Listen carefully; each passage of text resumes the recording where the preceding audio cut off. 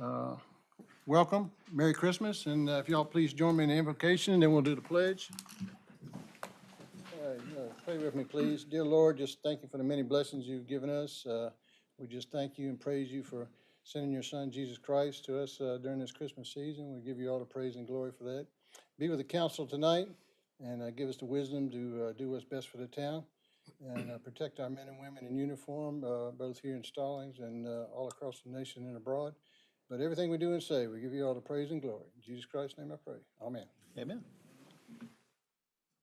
Pledge allegiance to the flag of the United States of America, and to the republic for which it stands, one nation, under God, indivisible, with liberty and justice for all. All righty. I'll call the meeting to order. So do we have any public comments? Aaron? No public comments, but if anybody didn't know they had to sign up, this is the time you get 3 minutes to speak about any subject. Did anybody want to do that? That's something that's not on the agenda. So, all right, not seeing anybody. Then we got the consent agenda. We got the meetings. You see that? The 5 meetings there, 1 special meeting, 1 closed session.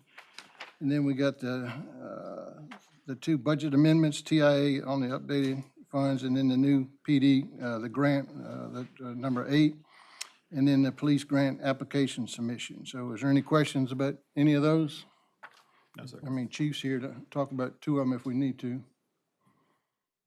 All right, can I get a motion on the consent agenda? Make a motion to approve the consent agenda as presented. All right, I'll second. motion by Mr. Ayers, second by Ms. Grooms, all in favor? Aye. All opposed? All right, ayes have it. All right, report from the mayor. Well, it's my honor always to do the fun things. Mayor, and tonight we'd like to honor an employee that's retiring after many years of service. Miss Marcia Gross, would you come up here, please?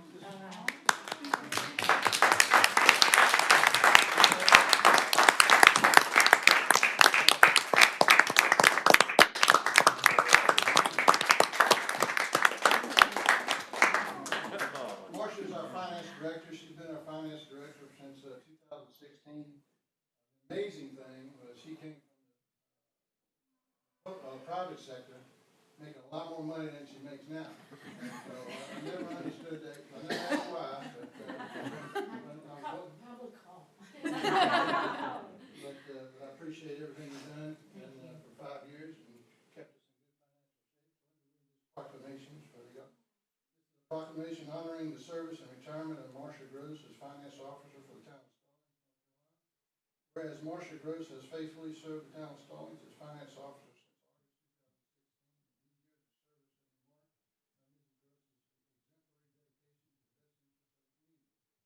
2016. Whereas her performance of the duties and responsibilities as finance officer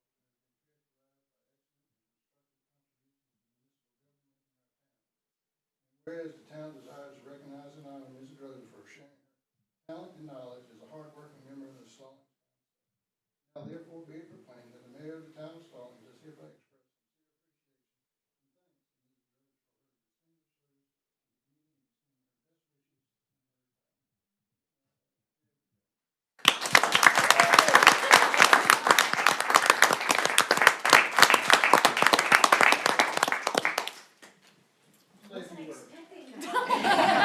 That was the plan.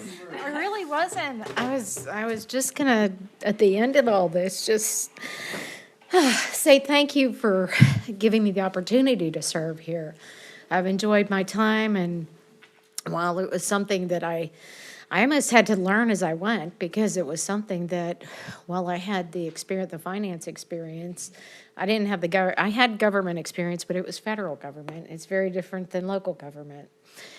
So it was interesting to learn about the town. As many years as I've lived in Weddington, I really didn't know how much this town had to offer.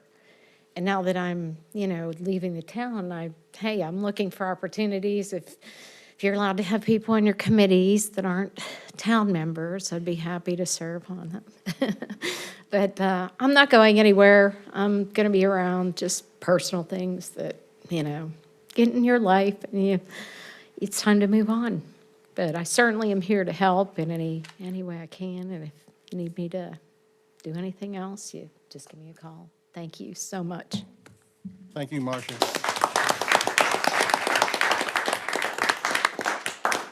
And then those that were here for our Christmas tree lighting with Eunice and her team, with Kevin and his team, thank you very much. It was spectacular.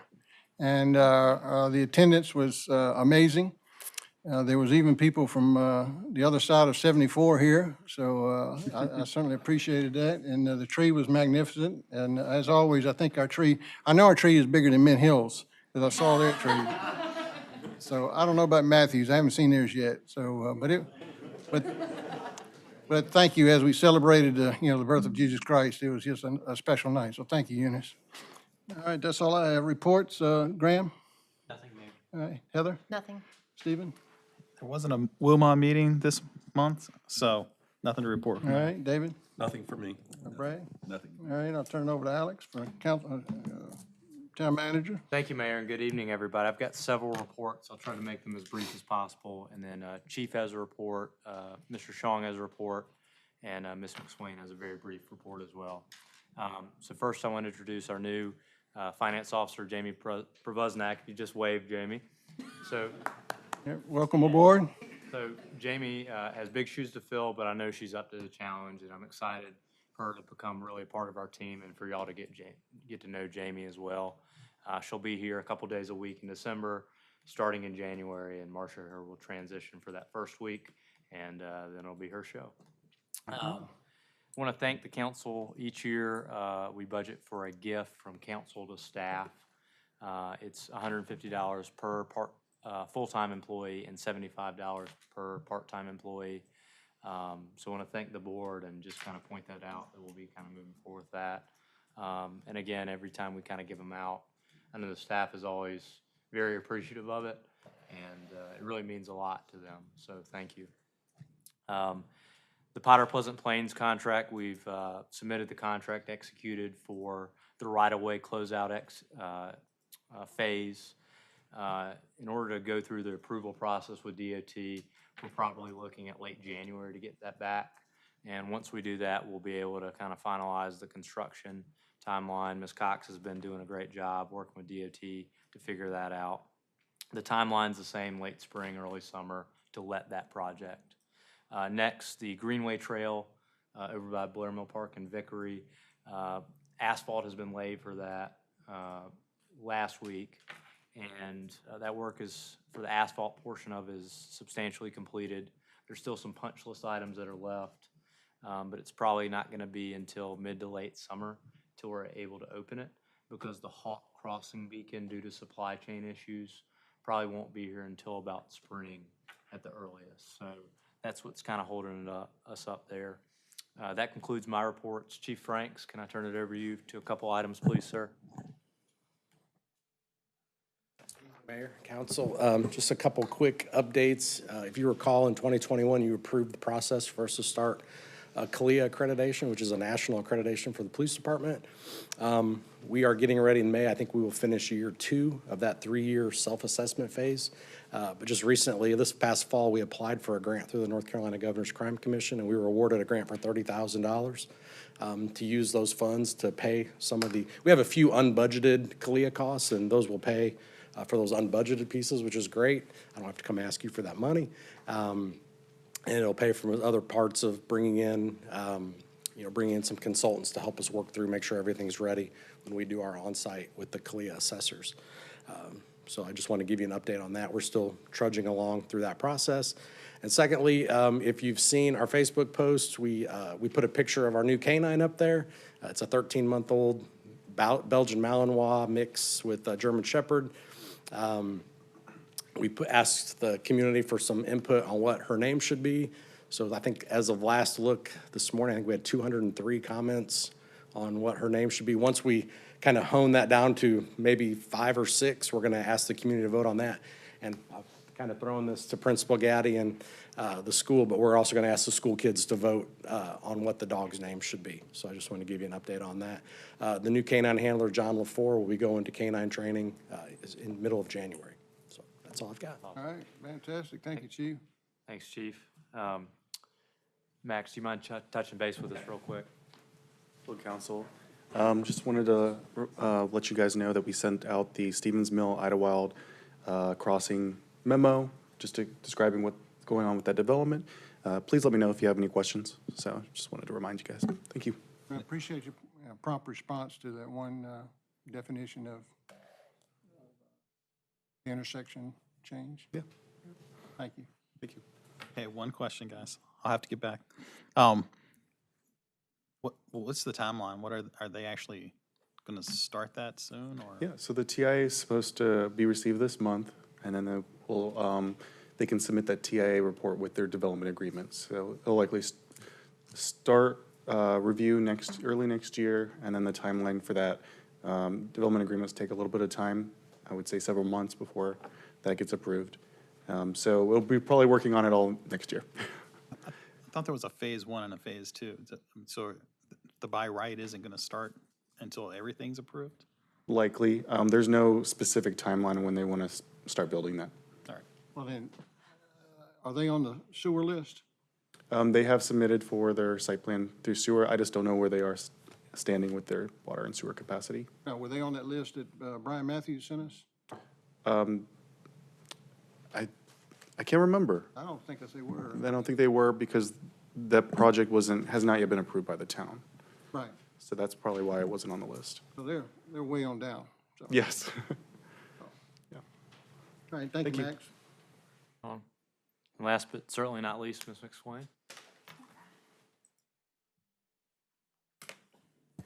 Good afternoon. Thank you guys for all coming to the Christmas in the Park event. It was definitely the most well-attended one since I've been here, so that was really exciting. It was probably the fake snow, I'm sure. So it was awesome. And thank you guys for coming. It was just wonderful.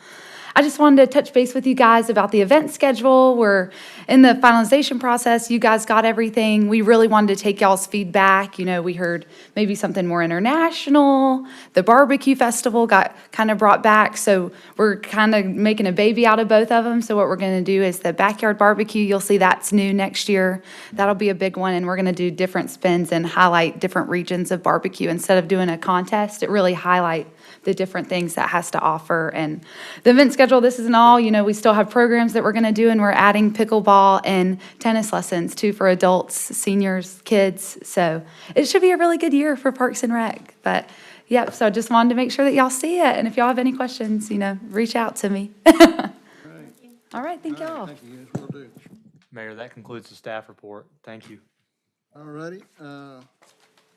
Next up is our agenda approval, and so I don't know if everybody heard, we've moved things around due to people being here, need to get home and try to make best use of time. So number 5 is now the TOD overlay max. And then number 6 is the SRO officer for the police department. 7 is the audit. 8 is the Privet Park bids. 9 is the road resurfacing project, and then 10, 11, 12 stay the same. All right, anybody have any additions or, did you want me to add? Mayor, yes, yeah, sir. What's I the would one I forgot? respectfully request if we could add the Stallings Road roundabout on there. Yeah. Very end of the agenda, anytime before adjournment would be great. We'll do that 11A, the Stallings Road roundabout. All right, can I get a motion from the council? Is 4 staying in the same place? Yeah, 4 stays the same. All right, I make a motion to approve the agenda as amended. All right, motion by Mr. Ayers, second by Mr. Show, all in favor? Aye. All right, ayes have it. All righty, Max, you're up. We got rezoning 22.09.02, Stevens Mill. I'll reopen the public hearing and turn it over to Max.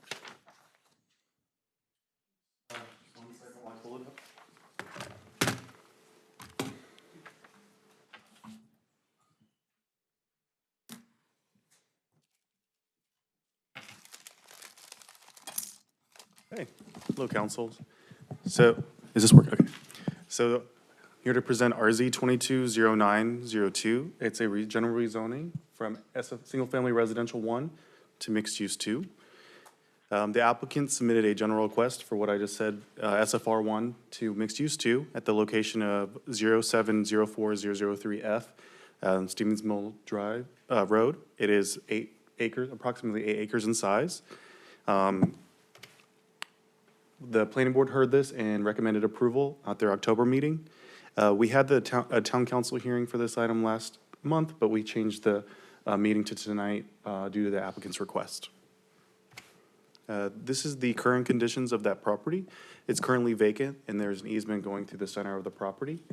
It's south of the, I think it's called Stevens Mills Crossing, off of Lawyers Road Shopping Center. And it's adjacent to some single-family residential homes.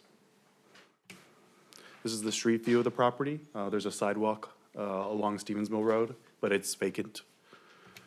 So it doesn't really have an address. It's 0 Stevens Mill Road. William Trotter Company owns the parcel. And the current zoning, like I said, is SFR 1, and it's vacant, 8 acres in size. This is a general rezoning, so there's no traffic generation to be reviewed at this time. And there's no small area planned for this area. In the zoning map, it's adjacent to mixed-use 2, single-family residential, and conditional zoning. The conditional zoning is single-family residential. So there are some differences in dimensional requirements between SFR 1 and MU2. SFR 1 requires single-family large lot sizes of 20,000 square feet, has larger setbacks and lot widths, and has a density of 1.6 units an acre. Mixed-use 2 only has dimensional requirements for single-family residential, which is, single-family residential is an allowed use in mixed-use 2, but it's a little bit denser as 6,000 square feet, 40-foot lot width, and there's a variety of uses allowed in mixed-use 2, though, and the density is 4 units an acre. Some additional dimensional requirements, like I said, single density limits are 4 units an acre for mixed-use 2 and 1.6 units an acre for SFR 1. And the buffers are different as well. SFR 1 has a larger buffer. It's required to be 40 foot against all adjacent zonings, where mixed-use 2 has a little bit of differences. Type A, which is the 40 foot adjacent to single-family residential. There's no buffers required against conditional zonings. But the building placement's determined by Article 9, so it just depends on where they want to put the buildings. Open space is a lot less as well in MU2, 10% versus 25% in SFR 1.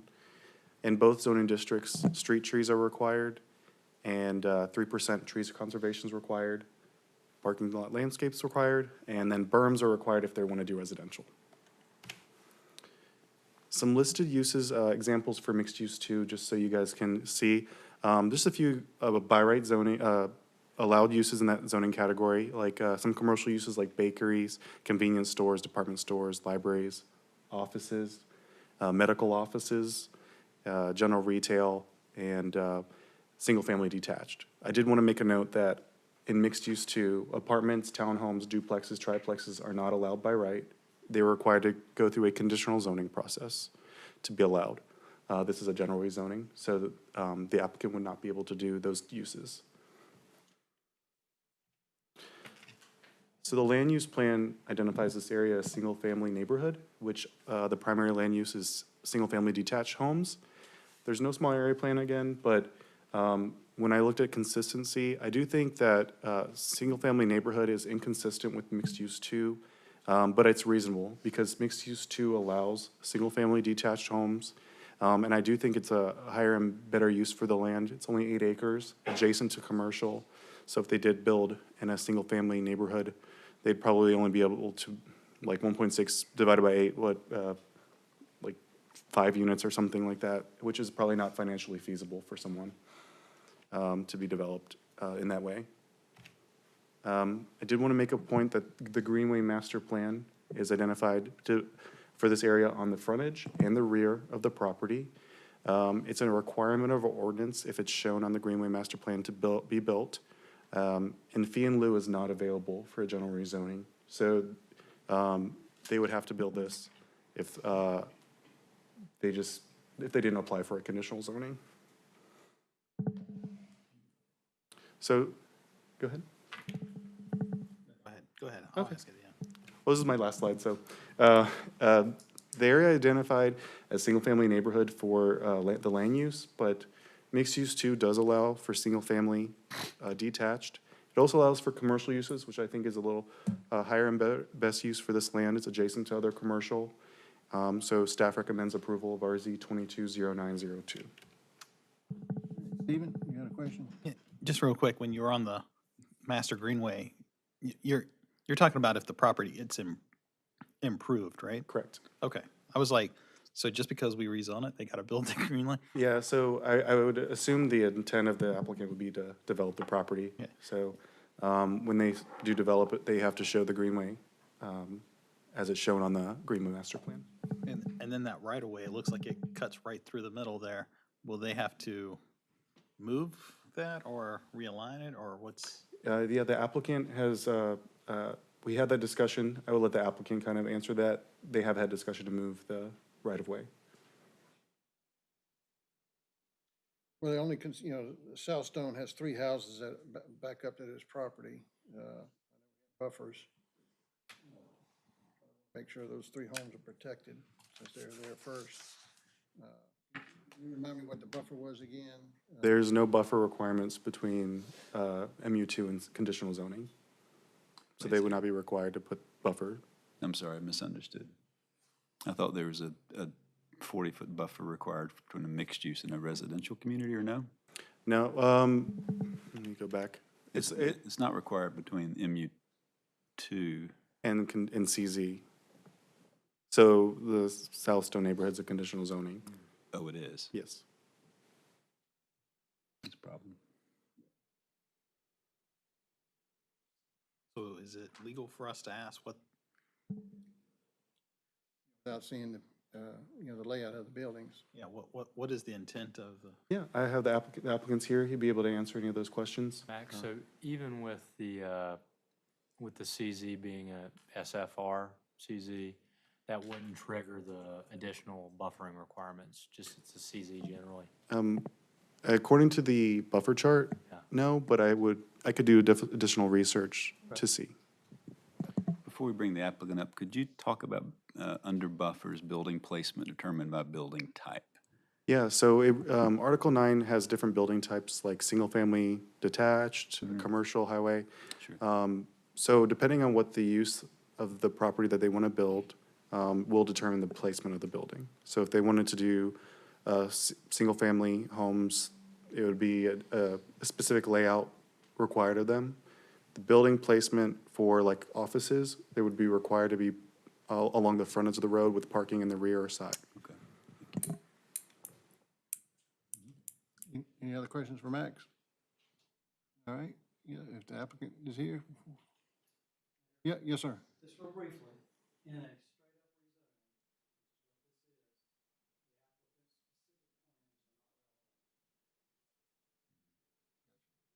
straight up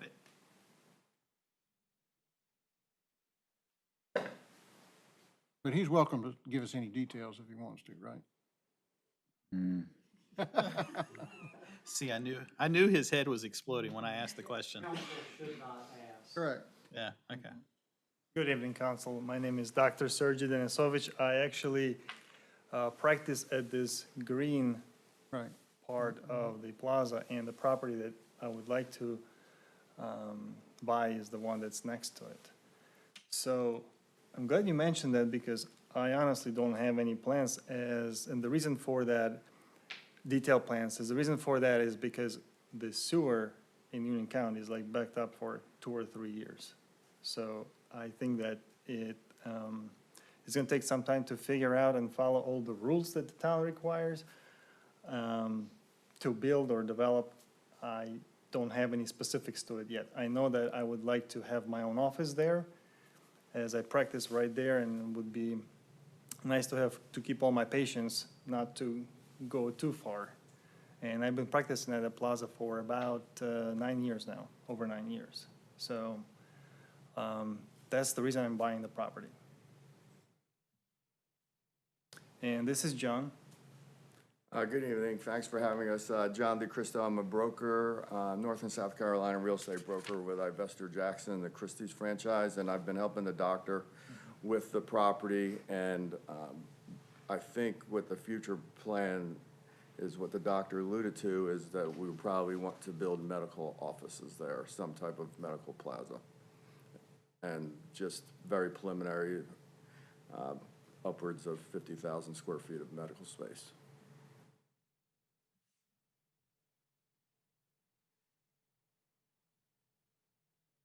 Is Not allowed to mul- ask us any more questions, so do you want to? Would that be, well, I assume, like, we don't know what to ask now. well, I assume 50,000 square feet to be multiple buildings. Multiple buildings, yes. And I think the town requires well, 2 stories, no, not 1 story. And no more than 2 story. I believe that's in the plan, but we're, like we said, we haven't developed any specific plans yet because of the sewer. Well, you understand my concern was when I asked Max about the 3 houses that would, come, abut to that piece of property. You know, they've been there for, by the time you build, they'll be there 4 or 5 years. That's correct, Mayor. But the thing is, on the back of the property, which is gonna be to your right, there is an easement, Right. which is a sewer that goes from the Stevens Mill Plaza, and you can't really build on that. So it's, I walked there, and all these houses are actually like another, it's kind of like in the woods, so they won't be able to even like, they're more lower, so geographically speaking, they can't even see like what's going on there in front of them. And I have to improve this sewer easement with the greenway. So it would have to be a greenway, kind of like woods on both sides, you know? And you cannot build on that. So it's, I think they'll be very much protected because of that. The greenway is gonna be between whatever's gonna be in the property and them, And if- according to what I have to do, yeah. And when we put our plan in for the buildings, would you be opposed to put some kind of buffer for those 3 homes? No, as long as it's reasonable and everybody's happy, I mean, we're okay with that. And I know you have rules, and that's, we don't want to break any rules. We want to make sure town is good, and we don't want to increase on anything. I appreciate that. We'd love to Yeah. keep you in Stallings too, so Yeah. appreciate you investing. Absolutely. Any questions for the applicant? Question for Max, if I may. Thank you. Yeah. Thank you, Council. Thank you, sir. Max, whoever owns this with the MU2 zoning, I think that's how we have to talk about this. We have greenway requirements. Is there a requirement that that greenway go between a development and those 3 homes? Because I didn't see that. I just want to clarify that. I think I heard that, but I didn't So- follow that. I think, let me go to a different picture. So this is the property right here. So he has to move this easement. I think he's planning on moving the easement to the rear of the property where the greenway would be required. That's where the greenway will be. Yeah, I think these 3 homes would also, I mean, they would have to put a greenway here as well. I have not been walked up the site, so I don't know how much, how many feet away from the property they would be. But the greenway would not go to the rear, or on this side. Okay. But during site plan review, I can definitely make sure I preserve the buffer between those homes. So we've got a greenway running along Stallings Road, the spine, we call it, right? Correct. And then we're going to have a greenway on the rear of the property, correct? Correct. Is there anything that would enhance our greenway plan by revising it to include a greenway connecting the 2 behind those properties?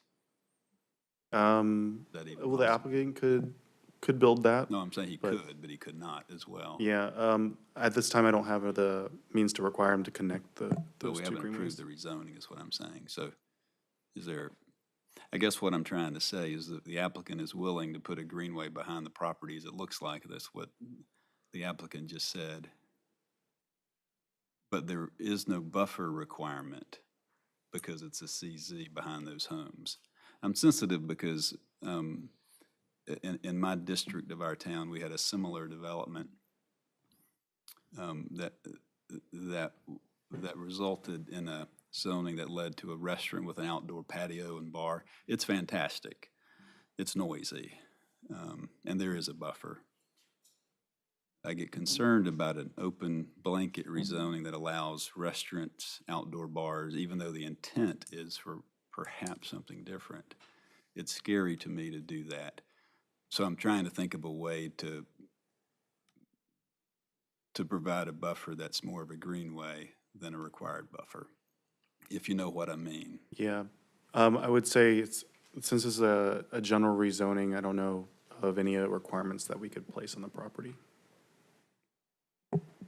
So what, I think what Brad's asking is, Can we revise our greenway yeah, plan revise, you know, to delay- connect the delay- greenways? you know, to- delay the vote and then revise the greenway. I mean, is that, I don't want to go around my elbow to get to my nose, but at the same time, I've got a problem with a no buffer. We all should have a problem with a no buffer. I shouldn't say that. I have a problem with no buffer.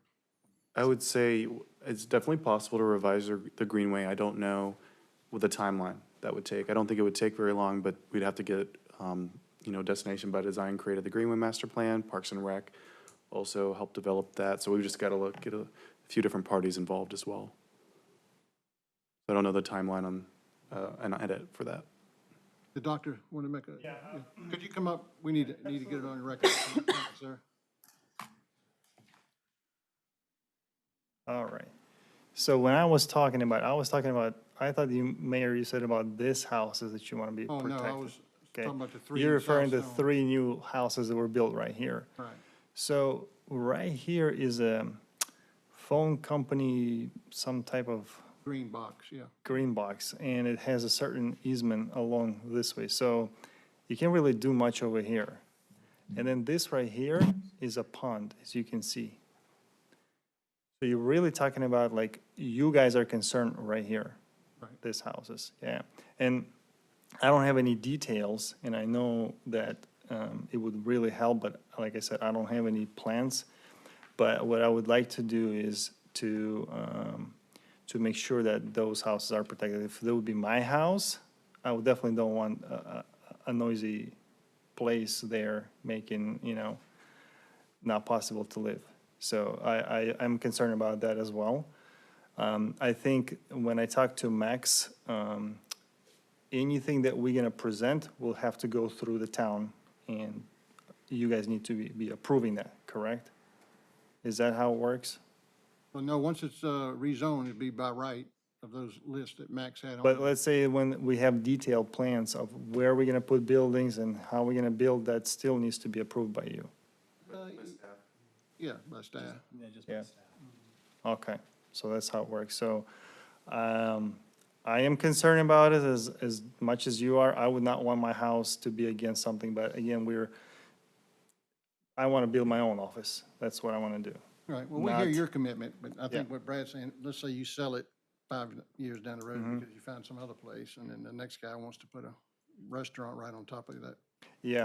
And that's what we're concerned about. Then what else, whatever you guys need to do to protect those homes, you guys need to do. But you made a good point, that green box is, I forgot, I mean, I walk by there all the time. and, Yeah, the seller had some type of plan, and I believe he had a building like right here, right there, and right here. Yeah, I was telling son, I mean, Aaron, I can't remember when this was rezoned the first time. It's been a while, but it was rezoned for office buildings at that time, and then we came in and did a mass rezoning to this MU2. Yeah, the seller disclosed that it was rezoned to commercial, but nobody acted on it. Nobody and- acted on it right. And it went back to residential. So, yeah, there's a lot of hurdles for me as a buyer, because this right here is electrical wires. You have to actually move them this way when I talk to electric company. And the greenway is really what actually, like, really went with the cost of how much you have to put into that.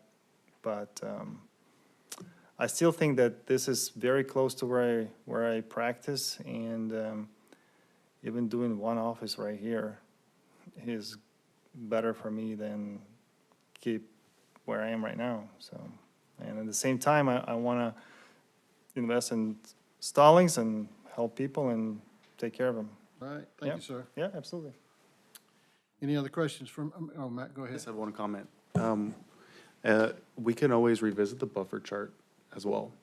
So I could always bring that back to council as soon as well. After we, if we rezone it MU2? After tonight, depending on your decisions, we can still revisit that buffer chart. Oh. Property. Max, Mac, If there's no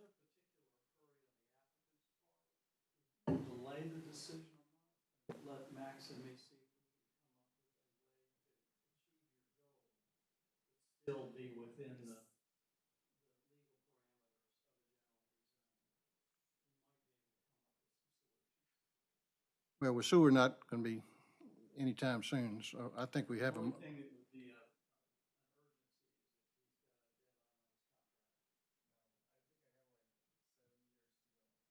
got a deadline on his contract. oh, Talking about land, yes.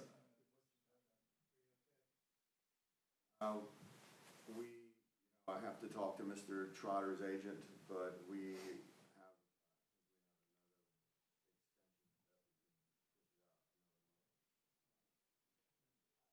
And that you, after you close your hearing,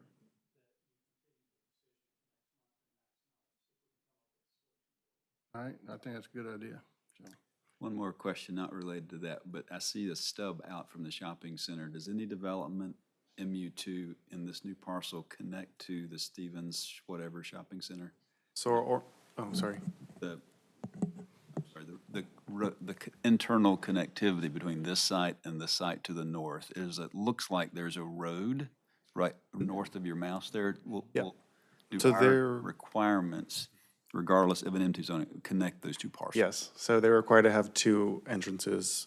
They could utilize that stub out to this shopping center They as one of them. can or They can. must? I guess what I'm asking is. I would say can- must. Okay.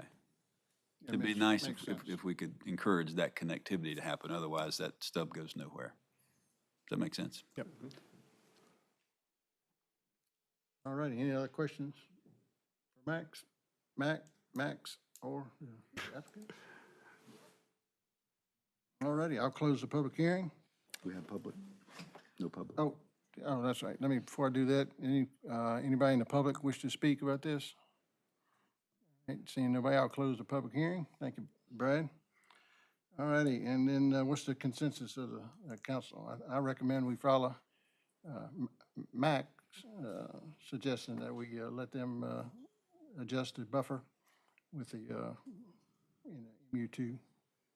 Yeah, I'll make a motion to continue this rezoning to the next regularly scheduled business meeting I'll and second. direct staff. Motion by Mr. Richardson, second by Ms. Grooms, to delay the rezoning 22.09.02 to our next scheduled meeting if possible.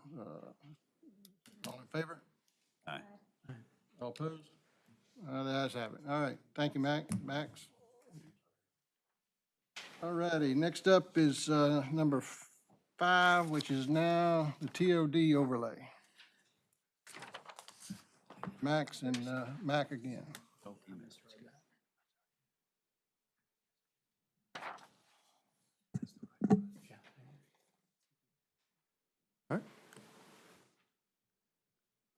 Thank you, council. So this is, tonight I'm presenting the Transit Overlay District.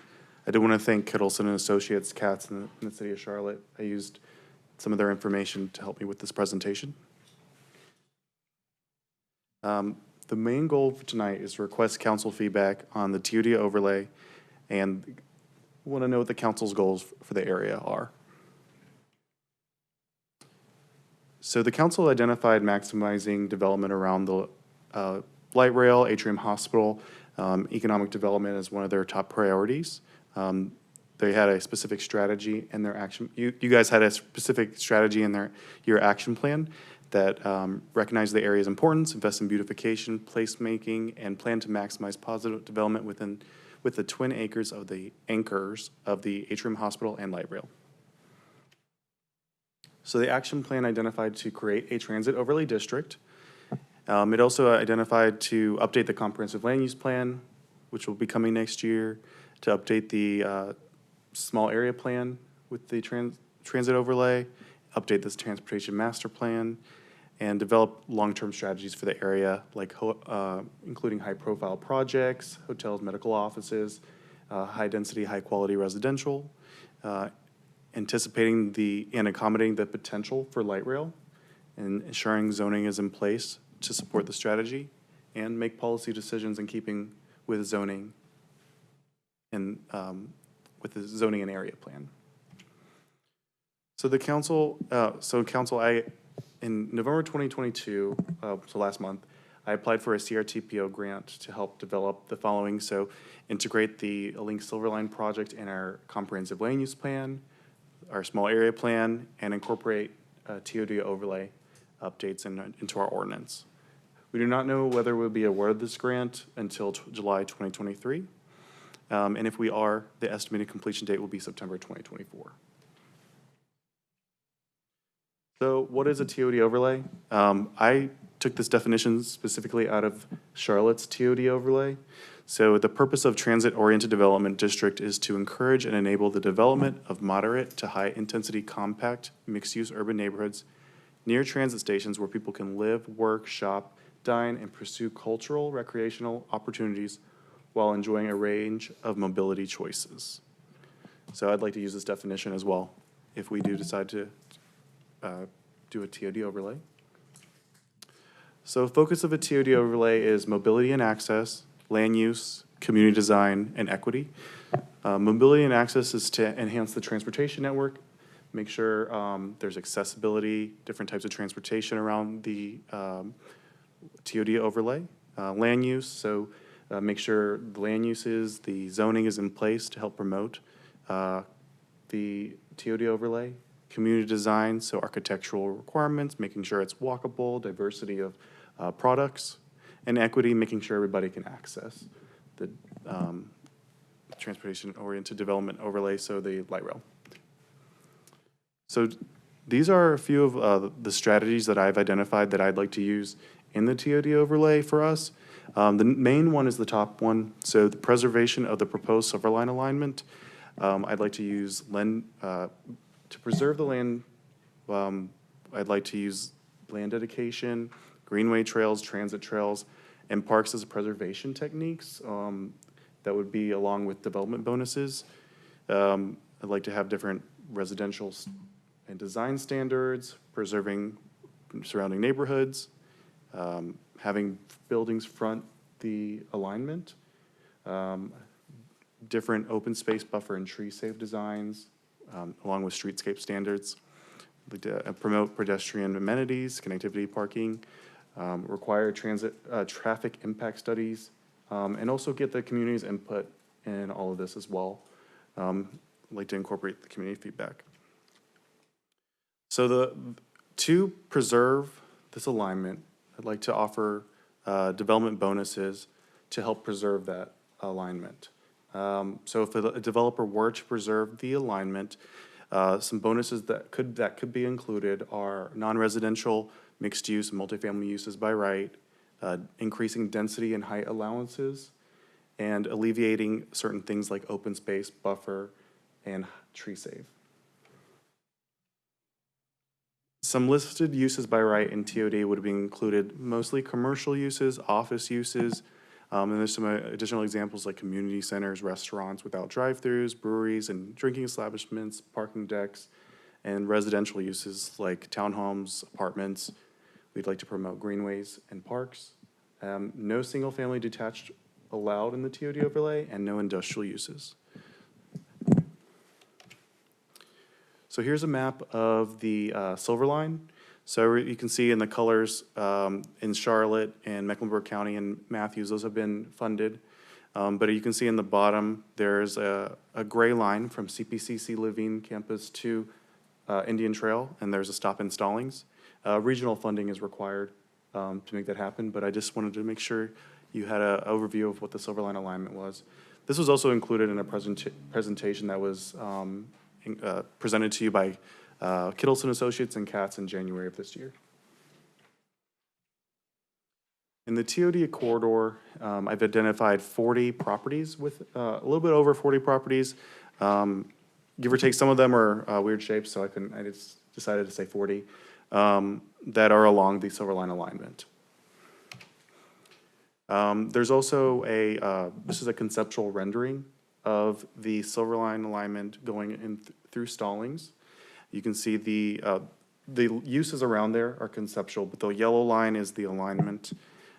It's going along Independence, and there's a black box right in the center that is a proposed stop in Stallings. So very close to the hospital. I think it's located kind of where Big Tex Trailers is. That's the proposed stop. So for that rendering, I've identified around 13 properties that are involved, just to get to the first stop in Stallings, that's proposed by CATS. So there's a few options that I'd like for you to consider tonight. So option one is to develop an accelerated detailed TOD overlay standards with development bonuses that we would like to incorporate in the ordinance. This would be for the entire corridor, the 40 parcels. I'd like to use a consultant that has transportation experience, and for example, Charlotte's ordinance has 83 pages for their TOD overlay. And some of the advantages are implementing standards now to help preserve land and get the desired development that we would like as soon as possible. Option two would be for me to do some TOD overlay enhancements in-house. I could implement basic preservation techniques in exchange for development bonuses, but I would like to do it in a more limited area. So just for the Stallings border to the stop, the first stop along the light rail, not all the way to Indian Trail. For this option, we'd like to wait to see if we receive the CRTPO grant, and then we can decide if we want to go further. It's low cost. The advantages are low cost. It's short term, but I do believe we may lose some economic development opportunities in the future if we don't really hone down some specific development design standards for a TOD overlay. And option three is just no action, wait to see if we receive the CRTPO grant. But like in my presentation, I think we would ultimately need development bonuses to help preserve that silver line. And that's my presentation, yeah. Yeah, Any so when I questions? first read this, bonuses, I was thinking money. But it's designed, It's design bonuses, so like increased density, allowed uses by right, certain uses. I use development bonuses as my word. I thought it was a little bit less,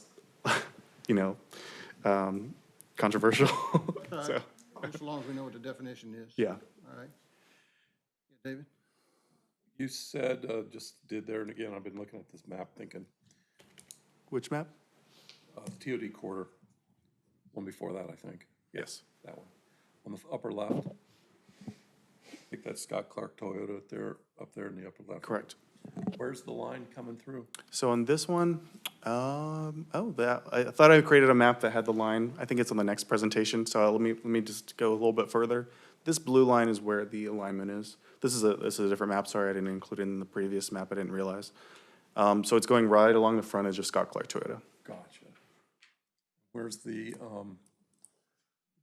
not on that map, or any of them, I think, but where's the stop actually at CPCC? I don't specifically know the exact stop location. I just have this map right here. The reason I'm asking is, Plan A, it goes, approved someday, it goes through the Indian Trail.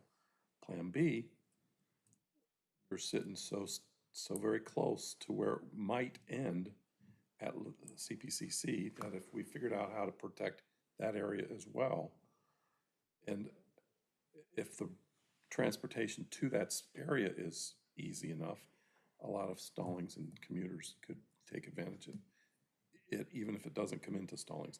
Ideally, yeah, it's gonna go in through Stallings to Indian Trail and who knows where, but Plan B in my mind would be, okay, it's not gonna come in. How do we still take advantage of its nearness? Yeah, we would definitely have to partner with Matthews in Mecklenburg County. I already had contact with them, But the roads, that McKee Road extension that we really don't think much about is in Stallings. And we have that access under the bridge, and I remember when the developer, when it was here talking about that, said we extensively use Stallings Road, but there's the other one as well that could be and someday might be very important to us, so. Yeah, definitely important to communicate and that. All right, Brad? So you didn't say this, but I think you alluded to it, so be explicit. So if property owners, maybe a legal question, Mac, but, and property owners along that alignment approach us for a rezoning of their property, there's a lot of interest out there. What can we do with our property? What's our answer Yeah. if we want to preserve it for light rail without a TOD overlay? Is it, well, maybe No, this. you're good. So I think the only option that we could really have is during a conditional zoning process to help preserve that alignment, unless we add a TOD overlaid rezoning to these parcels. We can't prevent someone from developing their property or developing on the alignment, but we can have bonuses there so that there's a kind of a give and take, that if they do preserve this area, then they are allowed to have a little bit of alleviation or a little bit more density or something of that like, because we can't require them not to build on their property. So by right zoning can proceed as normal. A rezoning, we've had a rezoning that came before us. I think we denied it. And I think many of the rungs, there are many rungs on the ladder, that one of them was a future light rail line may go through Yeah, here. correct. That didn't Montez feel Electric. comfortable. Yeah. Yes, it didn't feel comfortable saying it. It didn't feel comfortable receiving it because it didn't feel like it may never happen. So the property owner sort of, what do I do?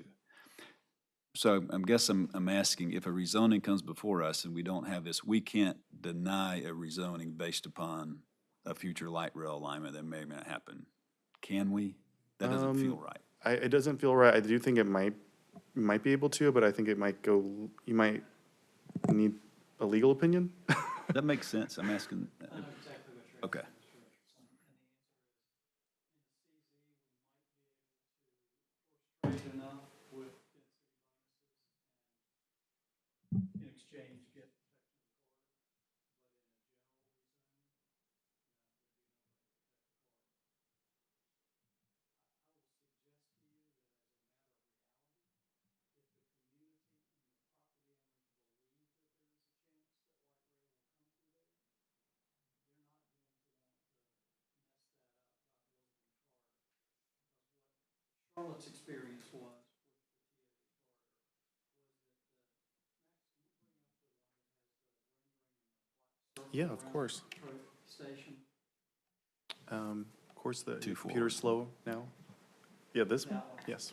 What's gonna happen inside that black circle around that station is that the instant there is any level of certainty that the light rail will come to that stop, the value of that land will skyrocket, and the people who own it will do everything they can to protect the corridor, because that land will then be prime for high-rise apartments without parking, and it will be a great place for bars and restaurants and convenience retail like barber shops, beauty shops, and spas and dry cleaners and CVS.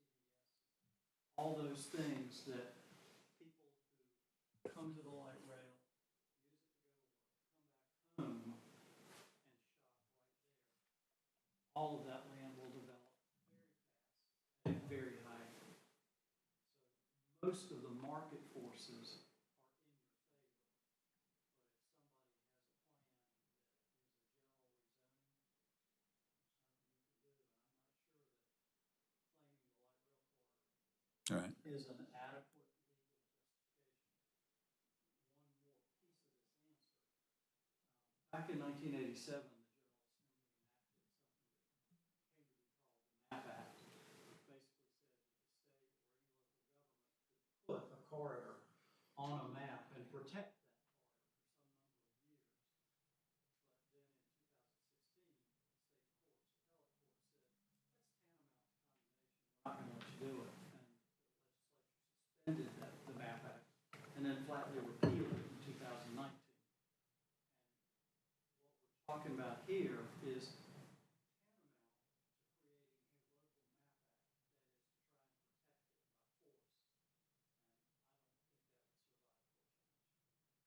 Thank you. And then my final question, in a TOD overlay world, a property owner wants to do a rezoning, a general rezoning, but does not want to receive a density bonus.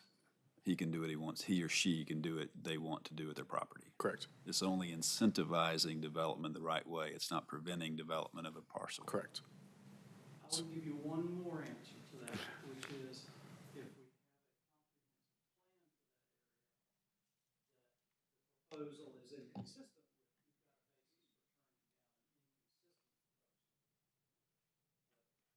you've got a basis for turning down an inconsistent proposal. That your comprehensive plan for that area needs to be commercial, Which it is. It's zoned for that, but the, Small area plan for the small area plans show that, but the comprehensive land use plans was done before. Got it, okay. And final, where would you recommend the 40,000 come from if you did option A? Do you have money in your We budget? do have, for we that? did budget, consultant money in our budget. Yep. All right. All right, thank you, Max. Any other questions? Well, the concern I have is the timing of the financial report. I mean, we were told things were tight, and this financial report confirms it. Next year, things are going to be very tight. And so my proposal is, I think Max has done a fantastic job on this presentation, and my suggestion would be do the in-house implementation, because first, one, it'll save us money. Two, Max did a great job on this. Three, the odds of it coming into Union County with needing regional money is small. Union County's gonna have to pony up. Now, we got a new council, new Union County commissioners, and I think we need to bring this presentation to them and show them what we need and what we're planning on and get them on board. But, because it doesn't require sewer, but, to build a light rail. But, right now, I know we have it budgeted, but just because we have it budgeted, with the data I have right in front of me that we all have seen, I just think we need to save as many pennies as we can now and see what happens next year. So that's my 2 cents. I agree. Number, would you call it option B? Sure, 2B, that's fine.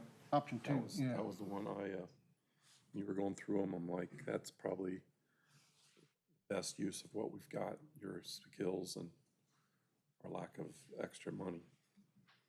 Even if we have it in the budget, it's not necessarily like we need to spend it just because we have it. We gotta be frugal. So I think, option B. Just ask one quick question. I mean, you said Charlotte's got one of these, and I mean, it's perfectly legal to share. So, I mean, is that just, I mean, we could take that as a starting point, or is that? I definitely would reference it. They have a few different TOD overlay directions for different specific areas. I even talked to Kevin. He read it a lot when he was at the City of Charlotte. So I could definitely utilize him as a resource as well. I just want to do it for the limited area for right now, and then figure out if, with the CRTOPO grant, if we can go further. So I like the option as well. So. I definitely prefer the consultant because then we can do something crazy, but not crazy, something awesome, but But you're awesome. you know what? Yes, I am. Thank you. All right. Any other questions? I'm fine with that. All right, can I get Graham, did you have a question? Oh, just how much time do you think this would take out of your schedule? So I was definitely start writing it soon, but I think it would take at least 6 months minimum, at the probably maximum actually. We only have 2 staff. We have in planning department, but and also will require definitely some sessions with council. We would have to do public input, message all those property owners that we're about to put a TOD overlay on their property. So I definitely see a few different public input sessions that take several months. And just out of your schedule, that's because you have lots going on.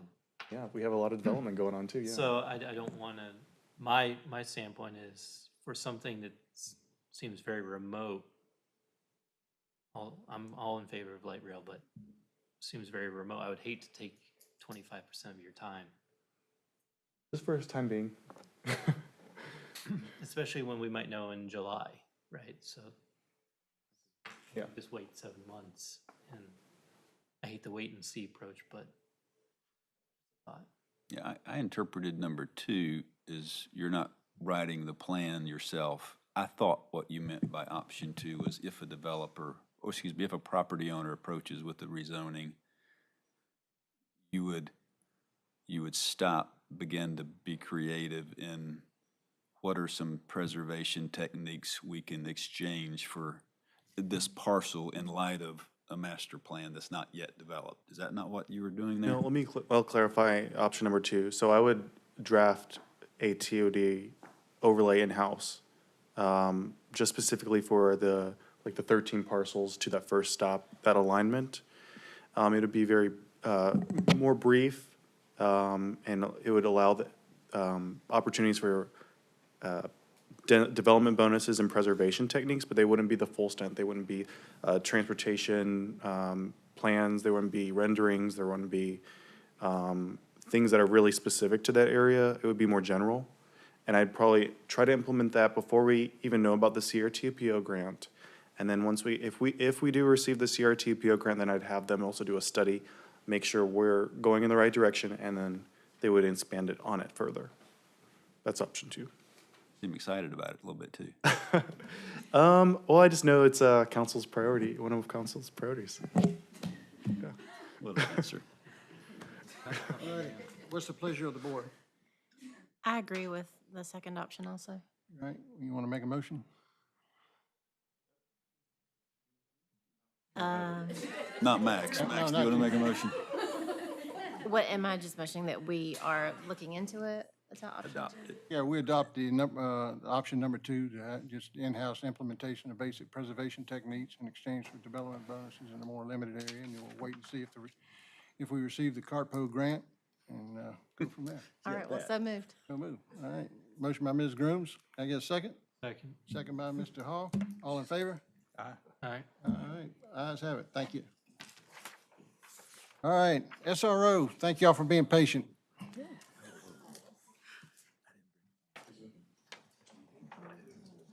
Good evening again. My technology advisor. Yeah, that'll- Yep, you said? Sorry, up on our website, from our website, go to the web. Yep. Go over to the tab. Oh, I see. Yeah. What's the name of your presentation? I feel like we're moving. I think so too. Thanks, Max. Yes, of course. And then you can hit the presentation button, which is this little arrow on the right. Thank you, Matt. Bye, Max. Good evening, everyone. As you see, we just demonstrated my technological savvy. Can you shoot a gun? Before I get started, I'd like to just mention that Jared McGraw, the Assistant Superintendent of Student Support, Mrs. Gaddy, the principal of Stallings Elementary, and Harvey Bagshaw, the Assistant Principal of Stallings Elementary, are here to hear this presentation. So tonight, we're gonna just recap. It's been a while since I've been in front of you about this topic. Talk a little bit about the Stallings SRO position, costs, fundings, and next steps. So as you all recall, in May, Uvalde, Texas school shooting occurred. 19 students were killed, 2 school teachers. Shortly thereafter, the manager, the mayor, and I met with Principal Gaddy and Jared McGraw at the school to talk about the SRO position. During that meeting, the school, I won't say emphasized, but brought up they would like to see a full-time SRO in the elementary school. That same month in June, I talked to you all here in front of you at the council, talked about this position, and then at the end of that meeting, we were manager Sewell and I were tasked with trying to find some funding options for the SRO position. So in July, this is just a recap here. Like I said, in July, the state increased the budget to help fund SROs. In August, the North Carolina Safer School Grant opened up, and the Union County Public Schools applied for the grant. In September, the town attorney, Melanie Cox, worked with Union County Public Schools to draft a memorandum of understanding between the police department, the town, and the school to have a full-time school resource officer. And then in November, Jared McGraw called me and said, hey, the school got the grant. We got funded for 16 SROs countywide, one of those being dedicated to Stallings. So just a little bit of history. You can see these are pictures of our current SRO, Lauren Harmon. These are some of the tasks she's been doing. They had a career day, trunk or treat. When the fifth graders ended school, she brought in the banner and the balloons. And then just another one with her working with a student on a classroom project. But as we talked back in June, Union County School, or municipalities in Union County were working on transitioning to full-time SROs. We've had a part-time SRO for about 6 years. Since then, I know one of the comments the council brought up is our officer ready to work in a school full-time? So since then, Officer Harmon has attended 2 active shooter trainings, one specifically for school resource officers. She went to the basic SRO school. I think if you maybe recall, federally, there's no requirement for a school resource officer to go to a school resource officer school, except for North Carolina has a requirement. If you spend over 30 hours a week in a school, you're required to go to SRO training. So this past summer, she attended that. And one of Officer Harmon's objectives in the school is just to develop relationships and programming for the students and the staff of the school. So costs, that's always the big question. So to add an officer to the police department for the first year would be just under $135,000. That's equipment, that's a new vehicle, and that's personnel. I've got a breakdown, overall breakdown, if I can give you the specifics if you'd like to see it, but that's an overall breakdown. Year 2, those costs drop because we don't have to buy a car, but we still have salary benefits, those insurance costs, fuel and vehicle maintenance. And then we get to the 5 to 8 year costs. You know, a police car will last up to 8 years, so we don't have to replace that $50,000 car every year, every 2 years, but usually we can get 5 to 8 years out of a police car. Particularly in a position as a school resource officer, it's not being continually driven like a vehicle assigned to patrol where they're, you know, putting 100 miles or 150 miles a night on a car. And then just miscellaneous equipment. As uniforms wear out, vests, you know, the ballistics of a vest are only good for 5 years, and just other equipment that needs to be replaced about every 5 to 8 years. We figure just under $62,000. So funding. North Carolina Department of Public Instruction was where the grant came from that Union County got. So the grant for us is $36,666 a year is what Union County Schools will reimburse the town of Stallings for a SRO. And then they will also provide a one-time purchase of a radio for $5,200. So, but the big point, it's in red and got asterisks, is the grant is a 2-year grant. It has to be renewed every 2 years. And I'm more than happy to have Jared answer to this, but I know Monroe has been using this grant for a number of years. In Alamance County, where I came from, Elon Elementary was using the school grant, and it just needed to be renewed. I can't promise that it would be renewed, but, and I'm just trying to be completely transparent on that. I'm hard pressed to believe that once the state funds these, that they're all of a sudden gonna say, hey, nope, we're pulling all this funding for school resource officers out. That's just, I don't believe it actually happened. But to be upfront and honest, it's a 2-year renewal on the grant. Our match of the grant, according to the grant, is a little over $18,000, but based on our salary and our benefits, we would have to pick up $25,000 and some change on the match part for the officer's salary. And then the remaining piece of that, vehicle and equipment, $67,500. So total cost for us year 1 for the town is just over $92,000. Year 2 and beyond, we have to pick up that $25,000 match, the offset of the officer's salary. And I've gotten real tiny letters down there that doesn't include COLA or merit increases, not knowing the raises could be different every year. I did not include that funding in there.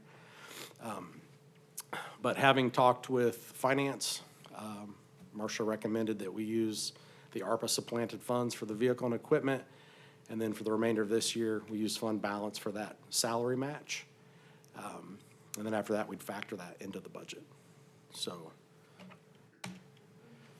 I'd ask you tonight to accept the grant through Union County Public Schools and the funding to transition our part-time SRO to a full-time position. With that, I'd open it up for any questions that you might have. So the current SRO, she's full-time, but she's only part-time at the school. Yes, sir. She's a full-time officer, but only is assigned to the school on a part-time basis. If she went full-time to the school, would you have to replace her on the force? So right now, how we've got it is her job has got kind of two prongs. She's our community officer, so she does all of our outreach, a lot of our social media. I talked about our canned food drive, our No Shave November. She kind of spearheads all that, Stallings Fest. So we would need to have somebody to move into that position.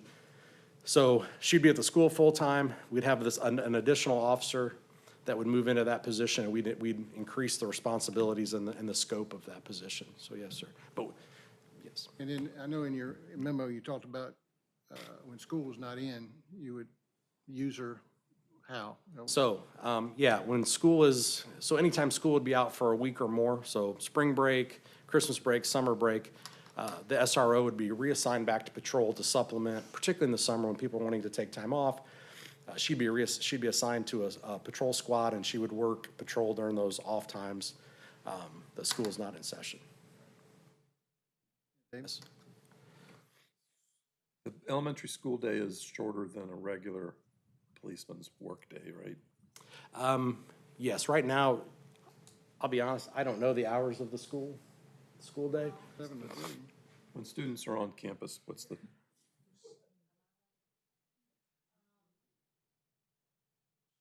Start unloading about 6:55 in the morning. I'd say car rider in the afternoon. So Armin comes in, she reports for work at between 6:30 and 6:45 to be there in the morning for school coming in, and she, I think, gets off work at 3:15. So she works 40 hours a week. okay. That's an 8-hour day. Any other questions for Chief? Well, you know, my last statement to Max, I threw up the budget, but this is one, you know, our children's safety is, I can't put a price on it. And I certainly support this, and work on it, Chief. Sure. Make a motion. Go ahead. Any other questions for Chief? Any comments? All right, what's the pleasure of the council? Make a motion to fund the school resource officer, or move the, make a motion to change the school resource officer from part-time to full-time as presented to us, and accept the grant. Oh, thank you. Second. All right. Motion by Mr. Scholl, second by Mr. Richardson to accept the grant and funding to transition part-time SRO to a full-time position. All in favor? Aye. All opposed? All right, the ayes have it. Yes, unanimous. All right, thank you, Chief. Thank you, everyone. Thank you, Ms. Gaddy. Jared, did you want to make any comments? Mayor, members of the council, I just want to say thank you for your partnership. Chief Franks is such a wonderful partner for Stallings Elementary. We have 750 students approximately at that school. Is that right, Ms. Gaddy? 729. So I know, yeah, it keeps increasing, but I just wanted to say thank you all for your partnership. It's second to none. It's exciting that we're going to have an SRO at that school full-time. So thank you all. Thank you, sir. Thank you, Mayor. Thank you all for coming out. Yes, sir. Merry Christmas. Merry Christmas. Merry Christmas, Jared. All right. Number 7, audit report presentation. Pull this up on the computer here.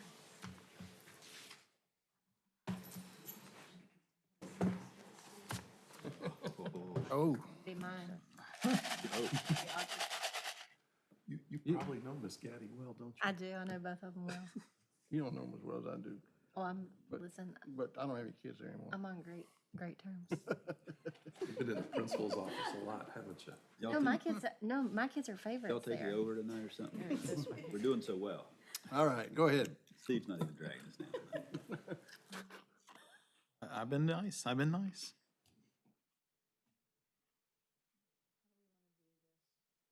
I'm not used to pulling up PDFs on here. Our kids have sleepovers. Marsha, are you trying to make it bigger? Yeah. Plus sign on that bar, go over to your right. Straight up, right there.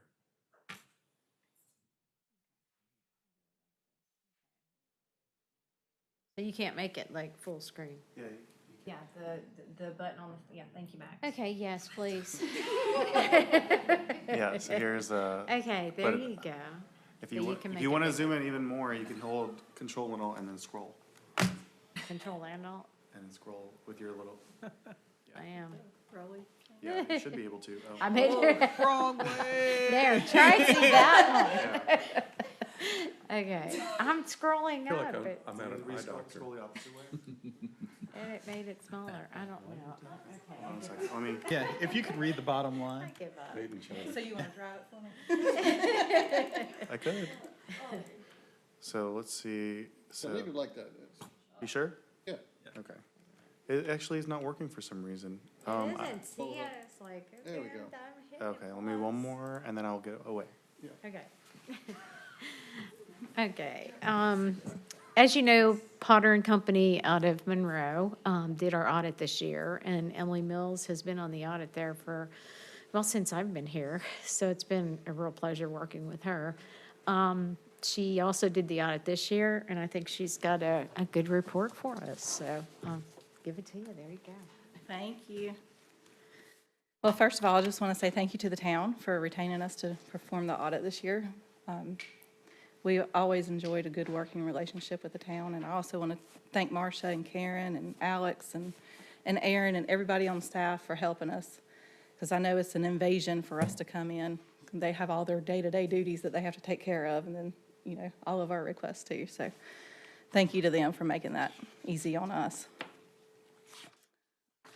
So the very important piece that I'm sure you all are anxiously awaiting is our audit opinion. And we have an unmodified audit opinion for this year, which means we have a clean opinion. We had no issues, and so essentially the financial statements are materially correct. There's no material misstatement that we noted in the financial statements for the town.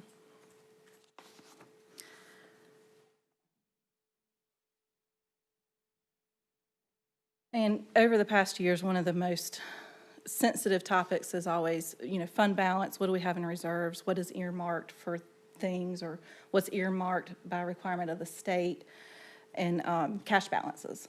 So this sheet here just kind of summarizes what cash you have on hand and governmental activities versus the stormwater fund, compare 2022 compared to 2021. And again, all of this information is as of 6/30, because that's the fiscal year end of the town. And here's the fund balance information. You do have a new fund this year for the ARPA money, and that was highly suggested that you put that in a special revenue fund, which the town did. So we report that separately from the general fund. And it's got 5 million in it. I believe that was the accrual.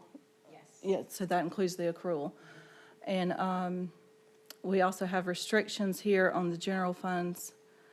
Fund balances restricted by state statute, Powell bill, and drug forfeiture money. We have some commitments.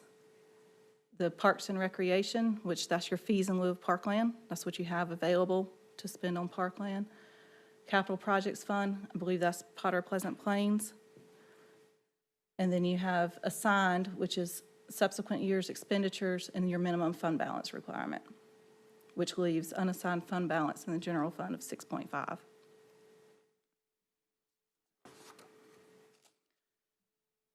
This next page here just kind of describes all of those restrictions. That's pulled straight from your audit report. And budget performance. And for the most recent years that I've been doing the audit, I don't think we've had a budget issue in many, many years. So that's something to be commended to the finance office and everybody that's involved in that budget process. So here's your revenues. Budgeted 9.2, actual was 10. And your expenditures budgeted 11, and actual was 9.8. So your net change in fund balance was 226, which is not bad considering your large property purchase.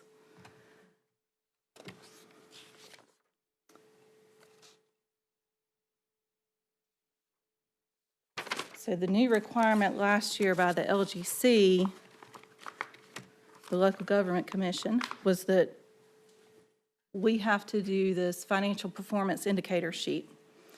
This sheet is automatically generated when we input data off of your financial statements into what they call a data input worksheet. And so this gives a high-level review, and this is kind of what those folks at the LGC are looking at, is performance of the unit and how well things are going. You know, are you overspending? Is your fund balance too low? How are you compared to your peers? It just kind of gives a brief overview of that.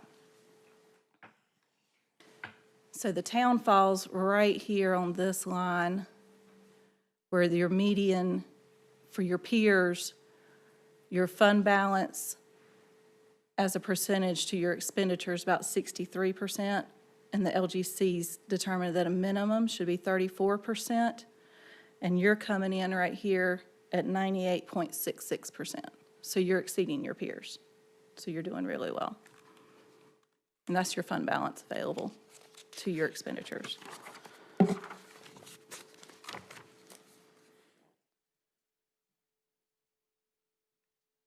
Oh, I don't know what I did there.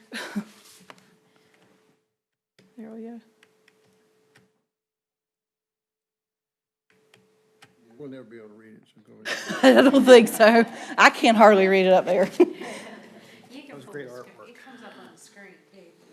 That's all right, she can summarize it. Yep, so the next little threshold that was applied was make sure you had positive fund balance, which you do. Your fund balance is 10,000,006.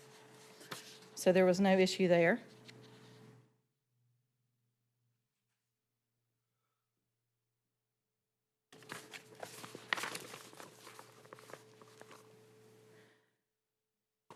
The next point was that the audit report was submitted within 5 months from the day the fiscal year ended, and we submitted November the 29th. So we met that deadline as well, no issue there. Is that the one that's in red? That is not the one in red. We'll get down to that one in red. No budget issues with your ad valorem taxes. There's no issue with where you expect a decrease in your property value, property tax values. You don't expect a decrease. They watch for that. There's no budget issues. So now we're down here to the one in red. And this was an automatic red shaded cell based on last year's audit findings. So we had 3 audit findings last year, and the LGC put the town on a unit assistance list, and so that automatically pops up as a red shaded cell for this year. And I think, Marcia, you've already typed up that letter, the response for that. Yeah, we're bringing it to council later. Yeah, so you have, I think it's, let's say, 60 days from today to get that letter in, and it should be signed by a majority of the board. And it's just your response to saying, okay, this is our red shaded cell. Here's why, here's what's happening, here's what we're doing to fix it.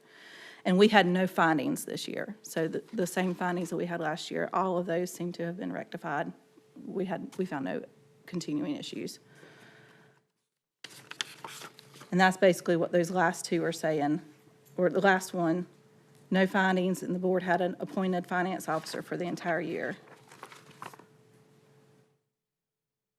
And these next ones really do not apply.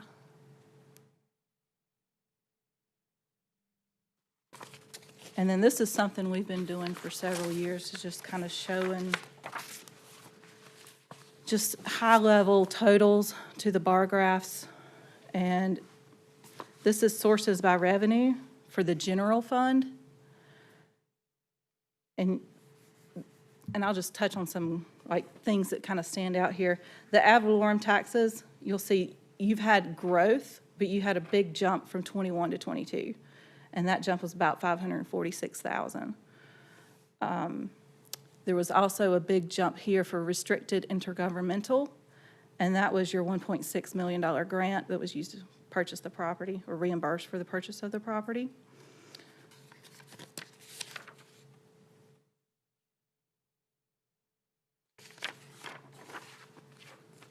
And again, that property purchase shows up here under general government column. And that was 2.8, so then that's the reason for that big jump there. And the rest of these, nothing really stood out. It was basically the change in capital outlay. You know, if you had large purchases in previous years or in 2022, that can just kind of swing those numbers based on the departments. Except, well, cultural and recreation, that went up because I think last year a lot of park events were shut down due to COVID. So that was the reason for that swing there.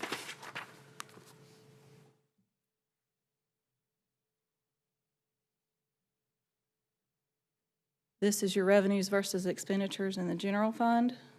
And again, you know, revenues are up and expenditures are up because of that property purchase. And even with that, because the town was out of pocket about 1.2, you were still in the positive. So that was really good.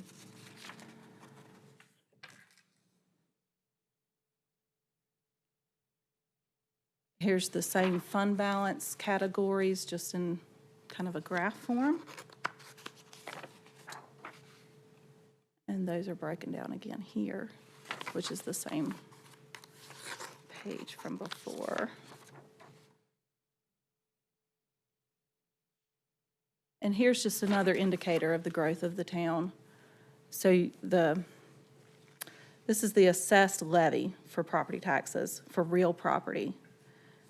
And it grew from 2020 to 2021 about 62,000, which was about 2%. And from 21 to 22 was 580,000, which is about 15%. So the tax base has really grown.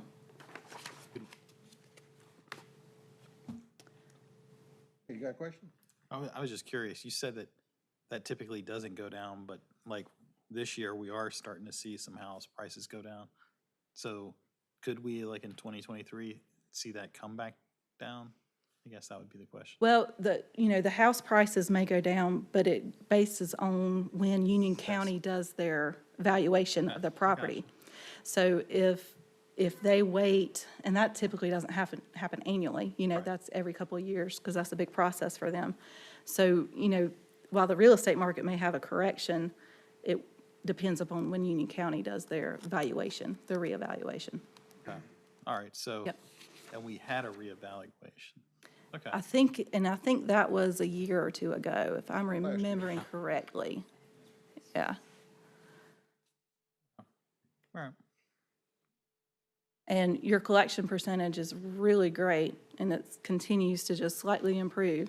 So you went from 99.7, 99.89, 99.93. So that's really great. And then we have some required communication letters back here. This is essentially what we call our management letter. And this is where we summarized last year those findings that we had. We have no findings this year. And then the second one is just required communication that we are required by auditing standards to give to you guys. And it's a bunch of accounting verbiage. Any questions? Questions? Yeah. And do we have the signature page ready tonight, or? It'll be up there. It's later in the agenda. Oh, it is? Yes, Okay. sir. Oh, the 10A. There we go. Got it. All right, any questions for Emily? All right, thank you, ma'am. Thank you.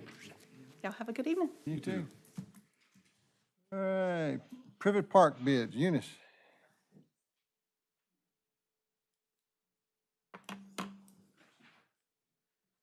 Okay, let's see. Is it on this thing, Aaron? Oh, Go to the it's next not one. on Go to that. the middle one. The middle one? tab. Yeah. And then this one, okay. Yeah.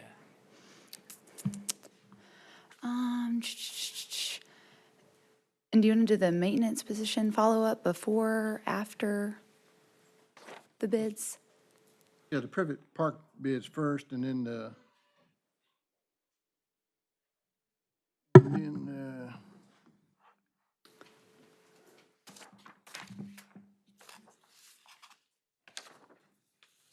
yep, and then the maintenance position next, yeah. Okay, yeah, that's fine. Perfect. All right, Privet Park. Okay, you guys, so Privet Park bids, this is exciting. This is something that, was budgeted for this year.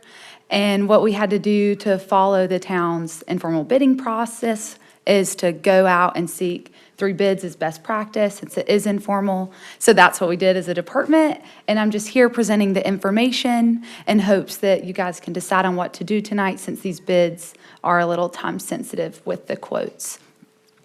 So what I want to do is give you guys a little background on Privet Park. So in 2017, the nuisance abatement process was completed. The following year, 2018, the house was demolished that was on the property on 3900 Privet Road.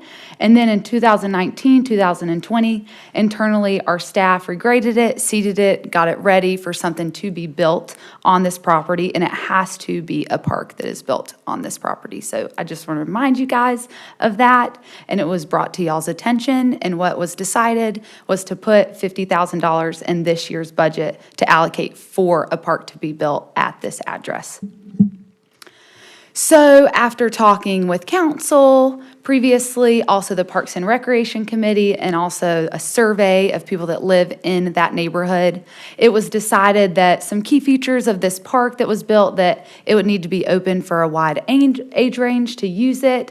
Also, it was really important to leave some open space for kids to come out and recreationally play soccer, throw a football, hang out with their friends, but also leave an area for some picnic tables and bike racks, because there will be no parking at this area. It will be something like a pocket park, essentially, and kids will walk to it, they'll bike to it in the area. This would not be something that you would just pull up and go to, like Stallings Park or Blair Mill Park. So what we did is reached out to some reputable playground companies, kind of told them what we were looking for, and that's what we received back were these 3 bids. We have Play World, Bars Recreation, and also Creative Playscapes. I want to just let you guys know that fencing is not included in these quotes. This is just the playground equipment along with taxes and the installation of this. That is what this quote resembles. Lucky for us, we really love the lowest bidder, Creative Playscape. So what I wanted to do for you guys today was show what their park would consist of. So as you see up here, this is the park. It's kind of at the end of the road. You see Spring Hill on the left, Privet Road on the bottom, and then I want to make it known that those fences are the existing property owner's fence that is currently on the property. That is not ours, and those would not be going anywhere. Those would stay. But what this playground consists of, as you guys can see, some swings, a balance beam and nature structure, as well as the playground structure. So I'll kind of dive in more to what that entails. So I just wanted to blow up everything for you guys to see. This playground would be good for ages 2 to 12, and that was really unique for this bid. The other bids didn't do that. It focused on either really young or really old, old being, 5 to 12, or like a 2 to 5 playground. So this really encompasses a lot of age ranges. It would really help a lot of the kids that come out into the community that we've seen at the Back to School Bash, that area really serves. So this is just the equipment would be out there. It's really nice. They do also some work. They've done an Indian Trail, Matthews Christian School. They've also done some work out there. They did our neighborhood. Yep, and Heather's neighborhood. So yeah.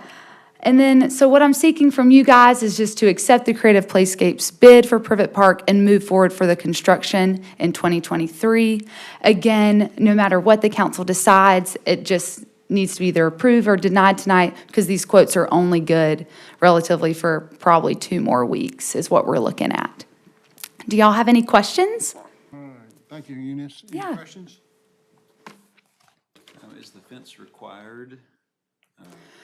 There is no fence required at the property to put this playground on. However, I would recommend adding it in next year's budget. That's about the same time this playground will be done, because it is pretty close to the two properties. So if you look back, if it were me living there, I would love to have a privacy fence to go along where the houses are, and then do something more of like a black chain link to finish it out so it's not all privacy fenced. But I could see that being a need in the future. However, it's not required to go ahead and start building this playground.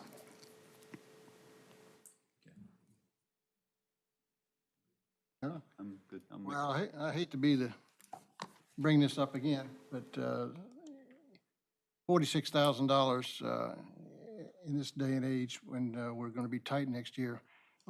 In this report, over the last 5 years, we spent more on Park and Rec than any other department, 28% increase over 5 years. That's more than any other department. So we've invested a lot of money in our Park and Rec, so we haven't slighted them any. So I'm fine with reducing this amount or just wait until next year to see how much money we have. So that's my 2 cents on that, so. What's the pleasure of the council?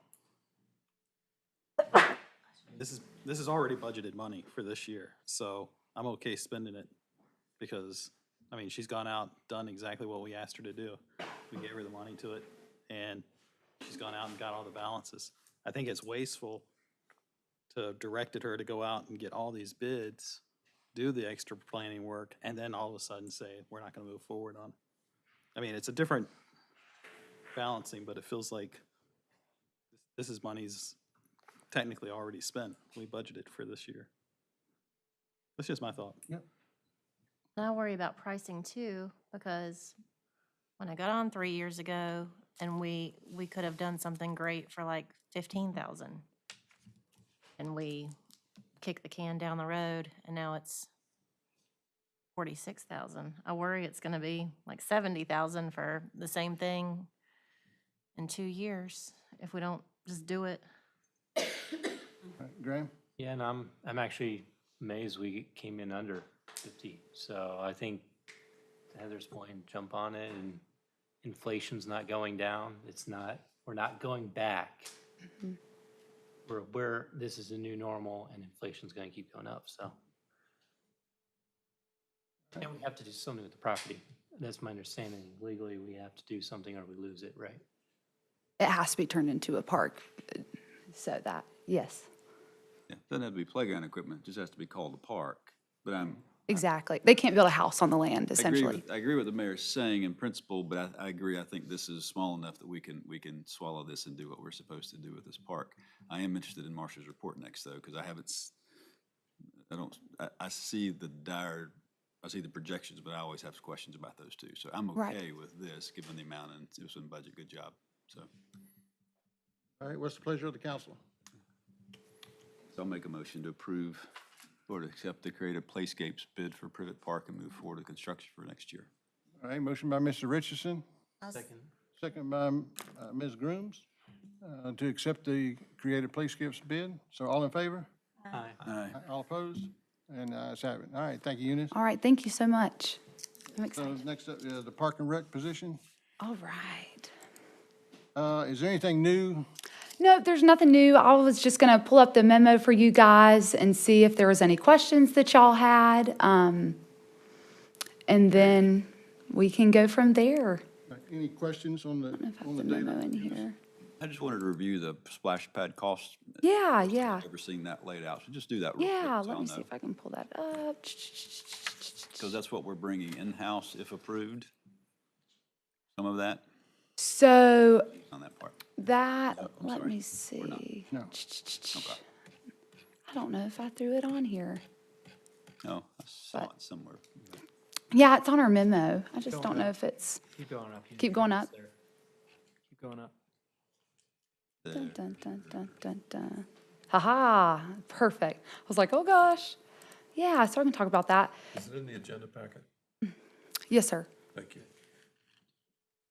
So this splash pad cost, so this is not what we've been adding on. This is what we already do. So what I kind of ran down is what it cost us in-house to do the operating permit per year, the test kits and chemicals per year, the certifications and staff, and that's per every 5 years. And then also the utilities that it costs for us to run the splash pad during its operating months. And then that WP Law Fountain Division, they are the ones that kind of do our emergency maintenance. So that's really not going to change if that's kept in-house or out-of-house. And I do want to let y'all know, like last year, that was actually about $50,000 because they put in new pumps. So it really kind of fluctuates on what the need is for the splash pad, how to make it last longer. You know, they just do that routine maintenance, and what they find, if something needs to be done, it just, in the past, has had to get done. And that's what happened last year. The year before last. Okay, thank you. Yeah, you're welcome. The only question I have is that, I mean, the whole reason, in my mind, the reason why you're bringing this to us is that right now we're budgeted for a position that's at X amount of funds, and you're looking to effectively add some additional funds so that you can get a better qualified individual. Correct. I think, Richardson spelled it out. I mean, most of this is, no. Well, I was trying to be as professional as I get, but I mean. Which isn't much. Mr. Richardson. Mr. Richardson. And see, I'm still stuck in that he still works at the church. So that was where I was going. That's the reason why my brain got confused. But I mean, most of what we've talked about, it feels like it's more yourself and Alex's decision. So what I guess I'm getting down to is, what's the difference in the money? I mean, like, we were going to be offering X for the position now, and then I think you said something like 59-ish is what we were looking at if Right. we bump this up. So what was the number that we were offering to people coming in beforehand? Like, just so that. Are you referring to like the budgeted number, or more so like what we were offering? Well, yeah, I mean, what I'm trying to do is I want to know what the difference is there between what we had already budgeted and was trying to get somebody for, and what we are looking to actually hire somebody for. Yeah, I think this will kind of answer your question, I hope. Budgeted currently, we were looking at bringing someone in at probably 37 or 38, regardless of that pay grade scale, that's what was budgeted. And with this new like switch, we would get someone, I put in there, probably looking at a $15,000 increase max. So we're looking to hire someone at probably between 55, 57. I think we could really get a high quality person for that amount.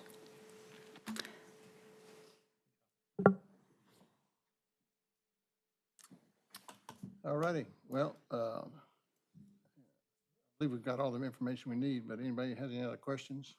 I'll make a motion. I'll approve that the budgeted maintenance technician's title switch to senior maintenance technician and move the pay grade scale accordingly to the town's most recently approved pay grade study. All right, motion by Mr. Richardson, A second. second by Mr. Hall. Only comment I have is, Eunice, that in-house cost of the splash pads operation is $390. I don't really understand how it's that low if we're doing something in-house with the operation. So I'll get with Alex on that, and we can talk with you and see, give me some details on that. But so we have a motion and a second. All in favor? Aye. All opposed? Ayes have it. All right, thank you. All right, thank y'all. Merry Christmas. Merry Christmas. Mayor, do I appreciate think that 390, that's just for the certifications. That doesn't include, like personnel costs, Right, things like and that. that's what, there's bound to be some personnel costs No involved. question. So if you go back and you look at the, Eunice, can you change it to, let's see, it is page 55, please? 55, okay. Oh, we got one more. Road surfacing project. I got big picture is 55. So the numbers that I ran that I showed you guys in the new memo, those will not change regardless of what we do. Does that make sense? Yeah. Exactly. All righty. Okay, thank y'all. Hey, we do appreciate everything. I've gotten several comments on the lights and the park and the tree, so. Oh, thank you. We're trying. We're getting there. Yeah, it's a privilege, so thank y'all. All right, KP, we got the road surfacing project. Good evening. Evening. Sorry I didn't put a presentation together. Pictures of asphalt get pretty exhausting to look at after a while, so figured I'd spare everybody. No, appreciate everybody's time this evening. Wanted to talk to you about getting concurrence to authorize our resurfacing contract, phase one, that is. Back in early November, we let out our resurfacing contract through our formal bidding process and opened bids last Monday on the 5th. We received 4 bids, and JT Russell's and Sons was our lowest bidder. They came in at just over $1 million, $1,060,000, which includes resurfacing and restriping our town park over there. Pretty cut and dry from our standpoint, but before I got to the ultimate RCA and then any questions following that, just wanted to touch on the phase one. I want to hone in on that, and then there's phase two, which, and the difference there is that phase one is going to address more subgrade and surface reconstructive aspects of resurfacing to really set us up for a phase two in early to mid next year. Not fiscal year, but 2023 in general. So ideally, we'd start phase two before fiscal year of what would be 2024.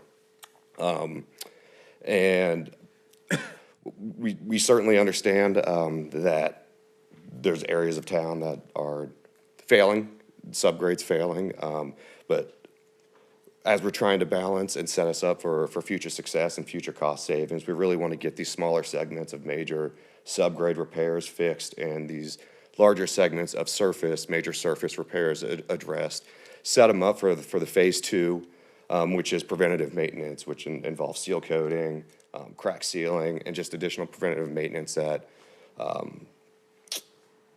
addresses these issues before they become subgrade issues. And so the phase two aspect is something we're still working through. We're working with Mint Hill, Charlotte, kind of getting their temperature checks from them because they've been implementing these phase two measures, these preventative maintenance measures, and they've had success somewhere. Some things work, some things don't, and then just kind of running overall cost-benefit analyses of these preventative maintenance measures. And so just want to make sure we cross our T's, dot our I's in that regard before we implement something that's fairly new to the town, and want to make sure we're doing something that puts us on the right track there. And so I can open up to any questions there, but ultimately wanted to request council to authorize Alex to execute this contract with JT Russell and Sons for $1,060,291.50. And it'll start when it starts warm weather? Yeah, probably spring is when we'd start this one, yeah. You know, the funny thing about this list is the majority of it is on the north side of Stallings. So either Independent, yeah. when that part was built, they didn't know how to build a road, and they built it better in this side of Stallings. So it's just interesting to me. Yeah, and if I remember correctly, I think that the north side, and obviously correct me if I'm wrong, but I think that was all in unincorporated Union County when a majority of that was built, and so I don't think the inspections were there, and Obviously. yeah. All right, thank you, KP. Yeah, absolutely. Any questions? Well, go ahead, Steve. Yeah, Brad. Go ahead, go ahead. No, I was just great, yeah, it's perfect, but I did notice the same thing. And I wanted to point out, like, several streets in my district are in I think you called them failure category. And I think that's true. So I had to remind myself, first of all, right, as you look at this list, we got nothing in District 6, well, probably nothing. So our roads are a little bit better, I think, but those that are poor are failing. And I think the philosophy that we adopted back in the budget season was to get ahead with some smaller preventive maintenance so that these don't become problems like some of the roads in my district are, even though we're 20 years old in my neighborhood. So a question I have for future conversations is just sort of what's our plan to address those failing, more expensive projects? You don't need to answer tonight. I'm just pointing that out for those who might be listening who live in my neighborhood. The other question, on Emerald Lake, they have speed bumps. How does that work? Do you mill those down, all the way down? Yeah, they'll mill over those and replace them and restripe them, And yep. that's in the cost, obviously. Yep. Yeah. Yep. Heather, you got a question? Is this one on Vicky Lane, is this at the intersection, where the deep pothole is? At Greenbrier and Vicky? I think so. Yes, That yep, is that. it'll be carried through the intersection. Okay, because I think I had asked before, and maybe it wasn't on the list, so it did get added.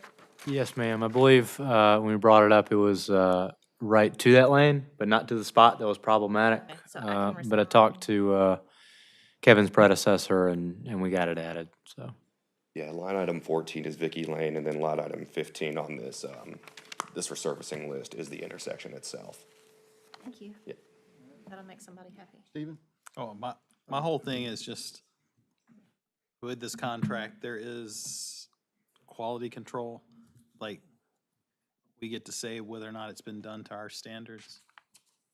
Yes, yep. Okay. Our associate engineer, he'll be on site inspecting it, making sure subgrade is put in properly.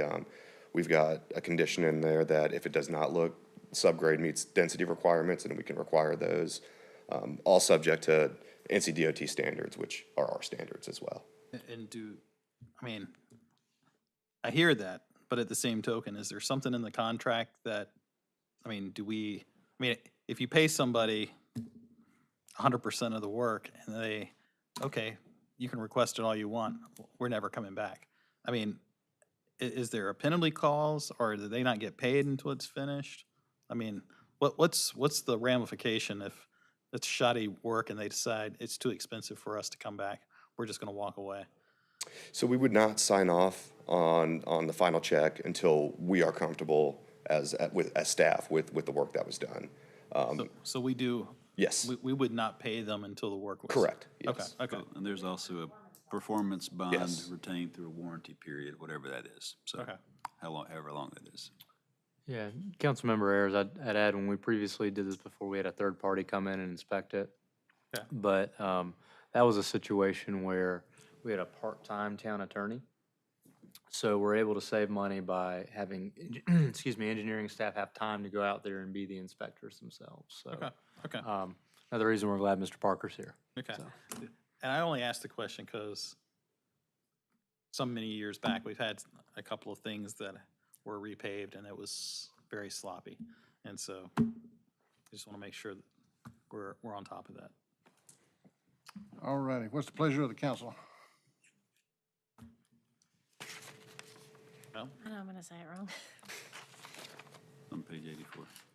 Yeah, it's on, what page is it, 80? 84. Gage, can you, can you go to I do have page one quick 84 question. on there? Question for Grant. Do we know, Top left, there you go. have any experience with this contract, or do we know anyone? We have not had any experience with this contractor. They're fairly new for us. I'm not sure if they've done any work in the area. So in short, no, we do not have experience with them. I only ask because they came in 2/3 of what two of the other bids, so that's significant. yeah. Well, You're one, talking $500,000 difference. yeah, and I will say, typically, in the past, we've used Red Clay, who was the second lowest bidder, who came in within 6,000. So that's usually a pretty good sign that the bids are where they need to be if you've got too low and too pretty high. All right, yep. Well, here's the motion there, Heather. Oh, gosh, I don't want to read. Read it. Read it. Requesting motion to authorize the town manager to execute the 22-23 Phase 1 resurfacing contract with J.T. Russell and Sons for the amount of $1,660,291. So moved. Motion by Mr. Room, second by Mr. Show, all in favor? Well, I still have one more question because when We Grant. just voted. We just voted. Well, You're done. No, well, I thought, once it's second, you gotta- can ask questions. You got to pay the 50 cents. that I'll was left pay over. the 50 cents, because Grant It was $1. brings up a very good question. I mean, is there some type of, did they get, well, yes, but do they have to provide some type of references? I mean, we may not be familiar with them, but they're not a fly-by-night company or anything like that, right? Not that I know of. I really can't speak much to any work they've done in the area. I certainly understand your concerns, though.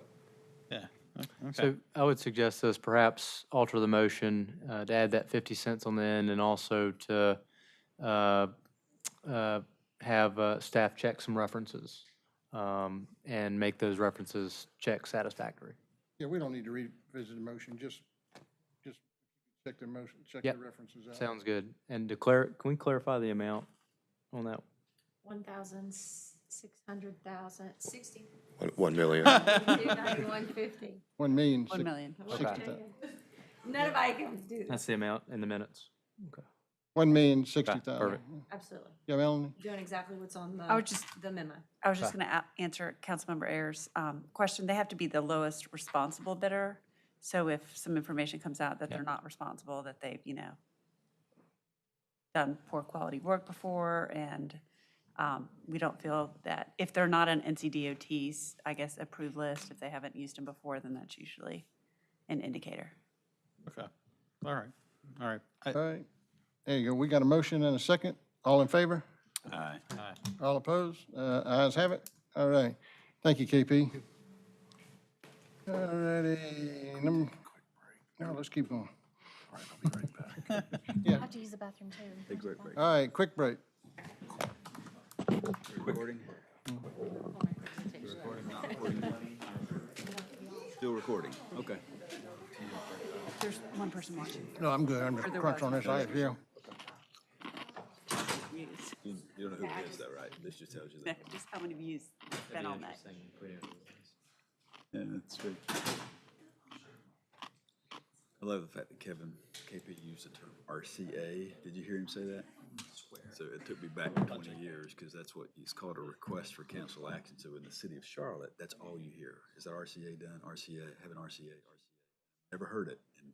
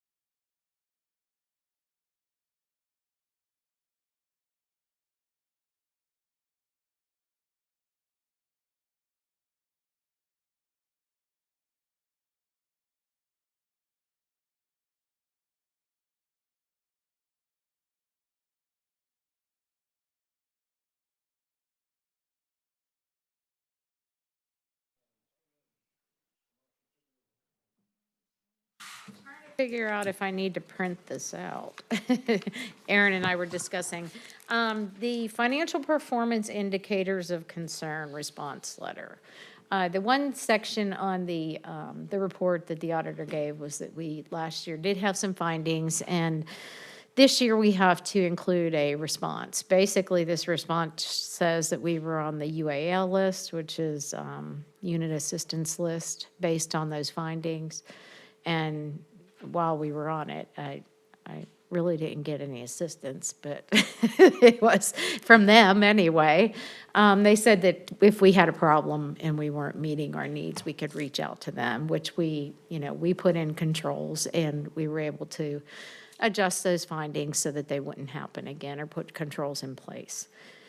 So this letter really is just the council saying that, we're on the list.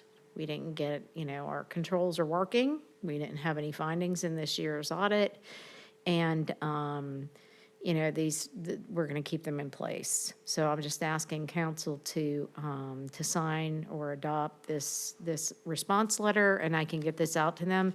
It is time sensitive. It needs to go in. While it's only 60, well, we have 60 days. We're fine. She said we had 60 days to get this letter in, so I'm not worried about that. Yeah, just sign it to Mr. Hall there, and he can pass it down. Well, that's the thing. My copy has a mark on it, and I don't have another copy. Neither does Aaron. What kind of mark is on it? Well, I guess I could white it out. It's just a small one here. Yeah. I can white it out. Okay. Everybody's comfortable?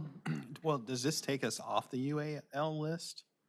Well, the thing is, I do have a letter from Sharon Edmondson, who's the secretary of the local government commission, and Alex had written to her saying, how do we get off of here? And she said that as soon as we get a clean audit report submitted, that we will come off.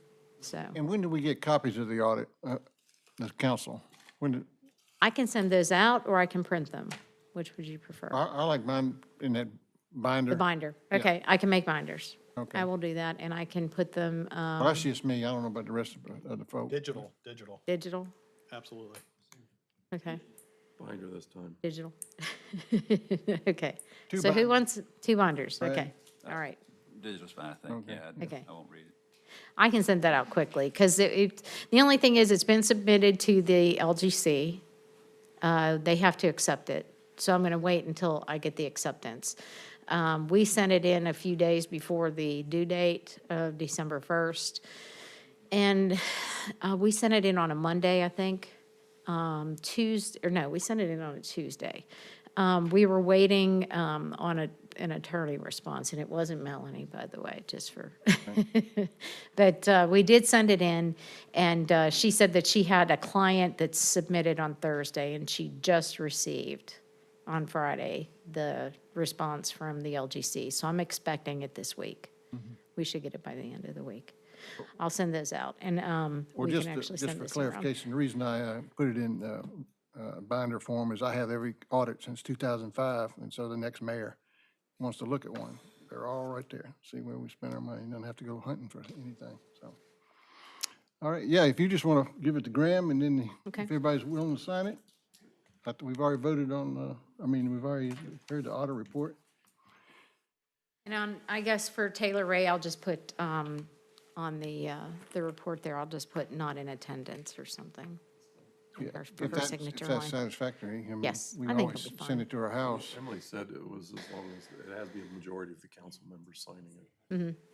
Exactly. I could actually white her name completely off when I copy Oh, it too.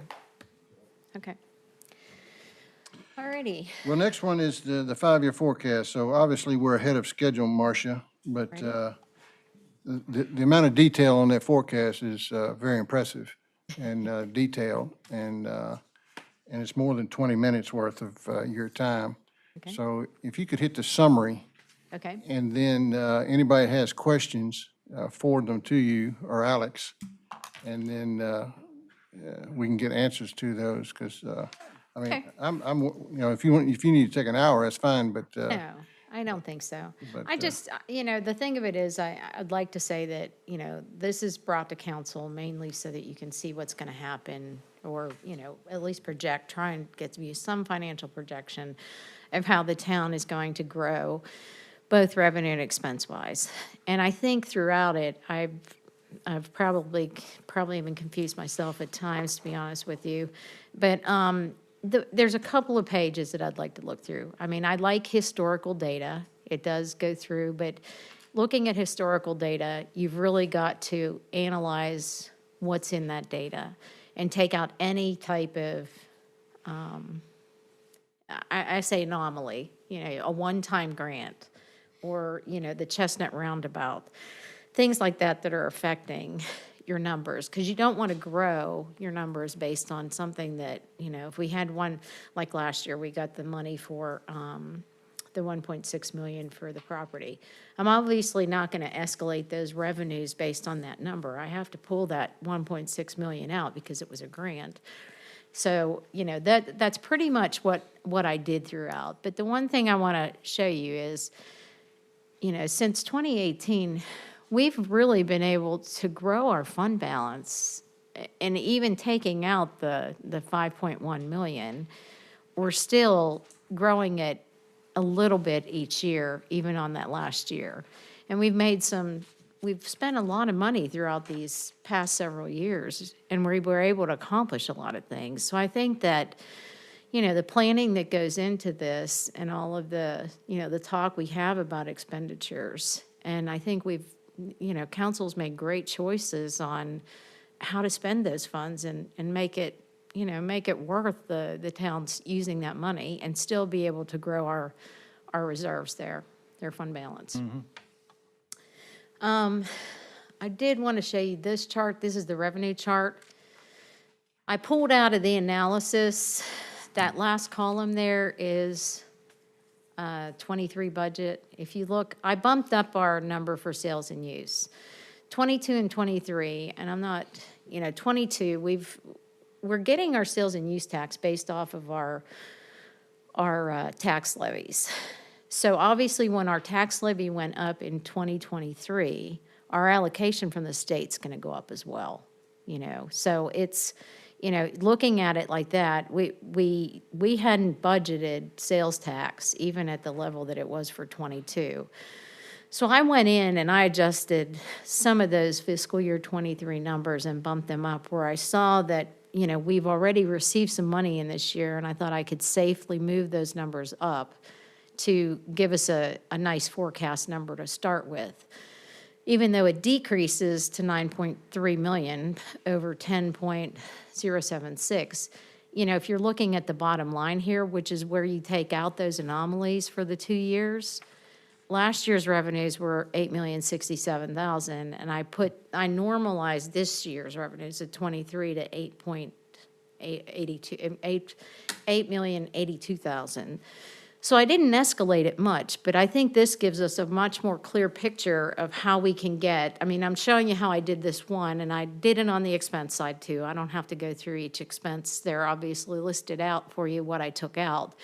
But it related to those items for the Chestnut Roundabout, the purchase of the land, on Old Monroe, the $1.6 million grant that we got, anything like the atrium money, the ins and outs that we had, I normalized those so that we had a good basis to start with to do our projections. And I don't know, do you want more talk about each, how I came up with the percentages? Because for the most part, they're averages. They're averages of over the years. And I'd be happy to answer questions on any of this. And I will send out this highlighted copy because I think these are the things, the key points in the actual plan itself. While there's a lot of data here, some of it's older stuff, but the things that I've taken out, like I said, the NARPA funds obviously too. So let's look at. Look at the bad news. No, and it's not that bad. I was We've lost surprised. 3 of the 4 engines, but it's not that bad because we still have 1. Okay, let me show you why. I mean, when we bring in the CIP, that's what brings it down. But there's items on that CIP that I'm not sure that, some of them are gonna get through. So here's capital plan here. So we're looking at CIP items. Obviously, that 2023 is this row, and they're already in, or, they're funded already. So what we have in 2024, there's some sprinkler systems, there's playground replacements, there's wooden structures. And then when we get out further, this is the central spine in the Greenway plan. That's, 275,000 or 225, I can't see from here. But anyway, there's big expenditures out here, 340,000. Whether these expenditures will happen or not are something to be, discussed during your budget for those out years. And are those estimates from 5 years ago, or those? Exactly. Okay, so those numbers are probably 15% higher than what they were when they were first guessed. I really hope that construction costs slow down. It's been crazy what's happening, but unfortunately, I can't say without, they're probably going to go up. But if you look at everything that's put out here, those are more your operating costs in this area here for equipment. And then we come to the street maintenance and things, the additional PAL bill funds, things like that. So there's a lot of money that was dedicated on this plan in out years. So that's the story I'm kind of sticking with there. And the reason I say that is we have 3 million, if we're just looking at that one blue line here, this one right here. We have 3.8 million to be spent this fiscal year. And a lot of that's because of that, a lot of the ARPA funds. ARPA funds will probably be, and I suggest we do this, over these next 2 years, these 2 million, 2.2 million, 2.3 million, continue to use the ARPA funds to fund out that. Then we drop down to 1.8 million and 1.5 for the CIP items. And in those years are the ones I said, there will be some funding that'll come along. There will be some grants that we can apply for. And obviously if council chooses, this is just a plan. I'm using what was on the CIP.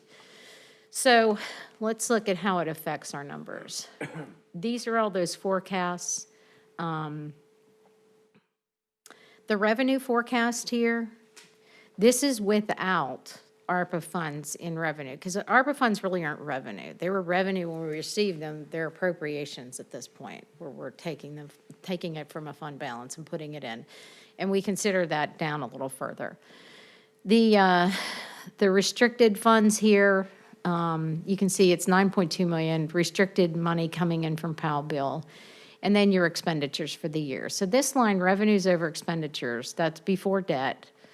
You can see we're short 2.6, but we appropriated a lot of money this year. When you consider there were appropriated PAL bill funds of 660,000, there was an additional almost $500,000 of appropriated fees in lieu, and then we had appropriated about 1.8 million in ARPA funds. So if we add those up, that's that number there. That's that shortage. And you can see that it comes back in down the bottom. I'll show you where that comes in. But when we go in the out years, while I have in the expenditure lines, I kept the ARPA spending in there. I did not allocate it to a department. I said, we're going to use it for the police funds. And I did the escalations on the departments. And when you look at that line, let me go back up there really quickly, if I can get up there quickly. Trying to be fast.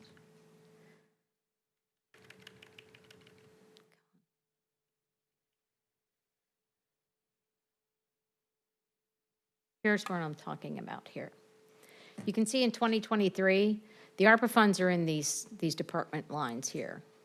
But in 2024, I have them listed, but they're not saying what we're going to use them for.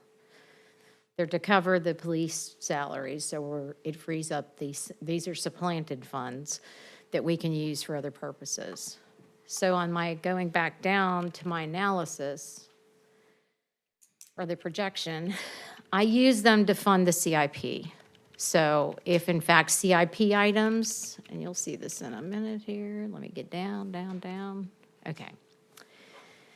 Here's where we add them back in. These are the appropriated funds from ARPA.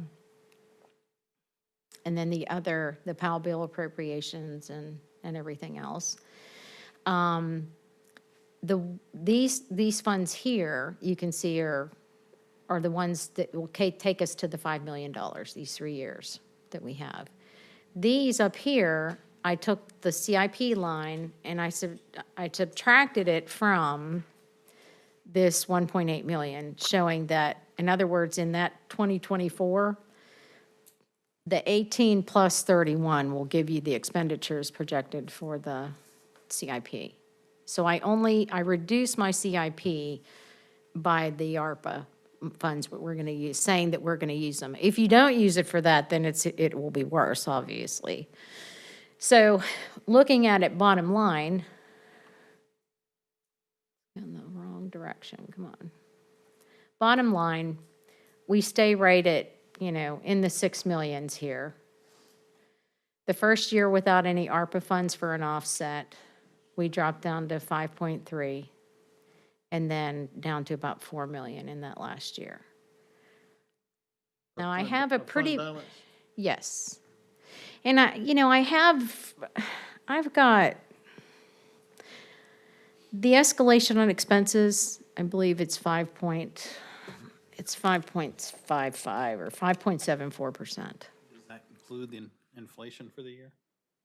Yes, you would have to cover everything with that, the 5.74. That might be a cut on one line and if inflation happens to be higher than that, then we cut back on, how much we purchase, how much we buy,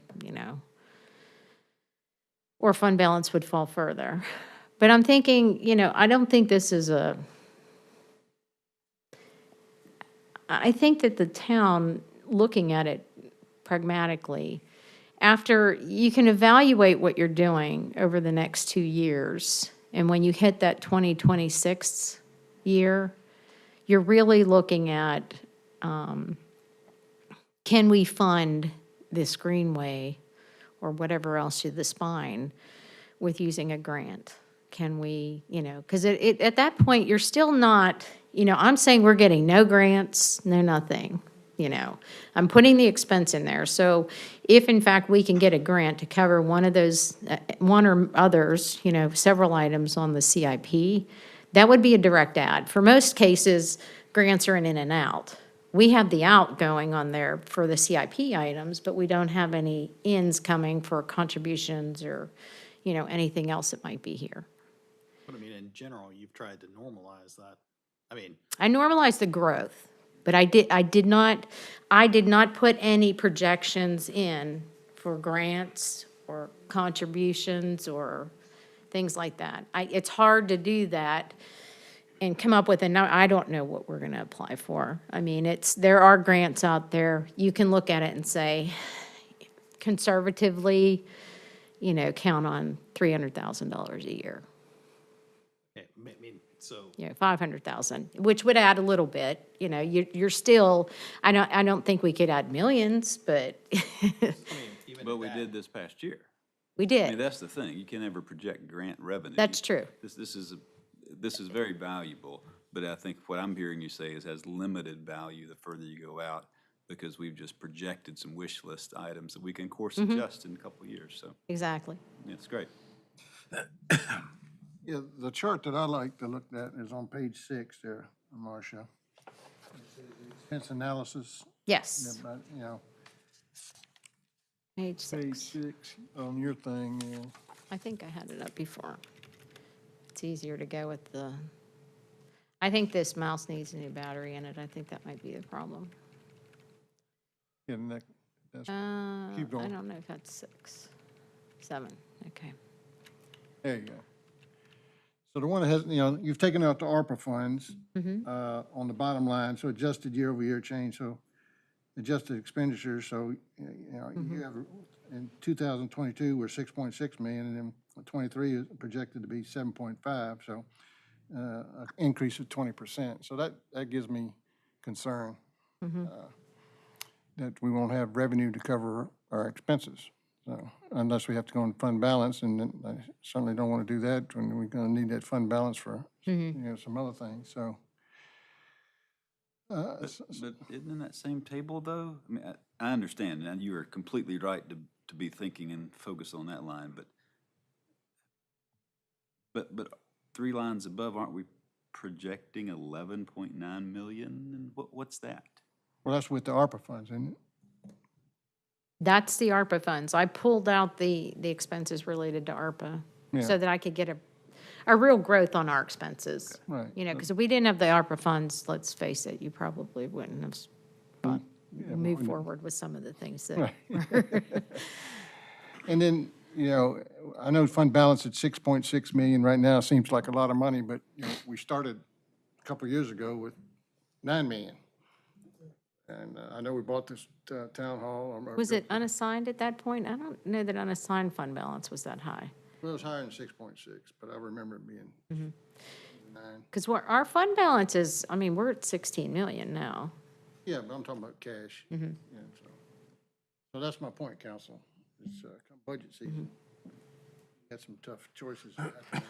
And Alex and Marcia, you all told us this, it'd be tight. Doing the town hall, and so you're right.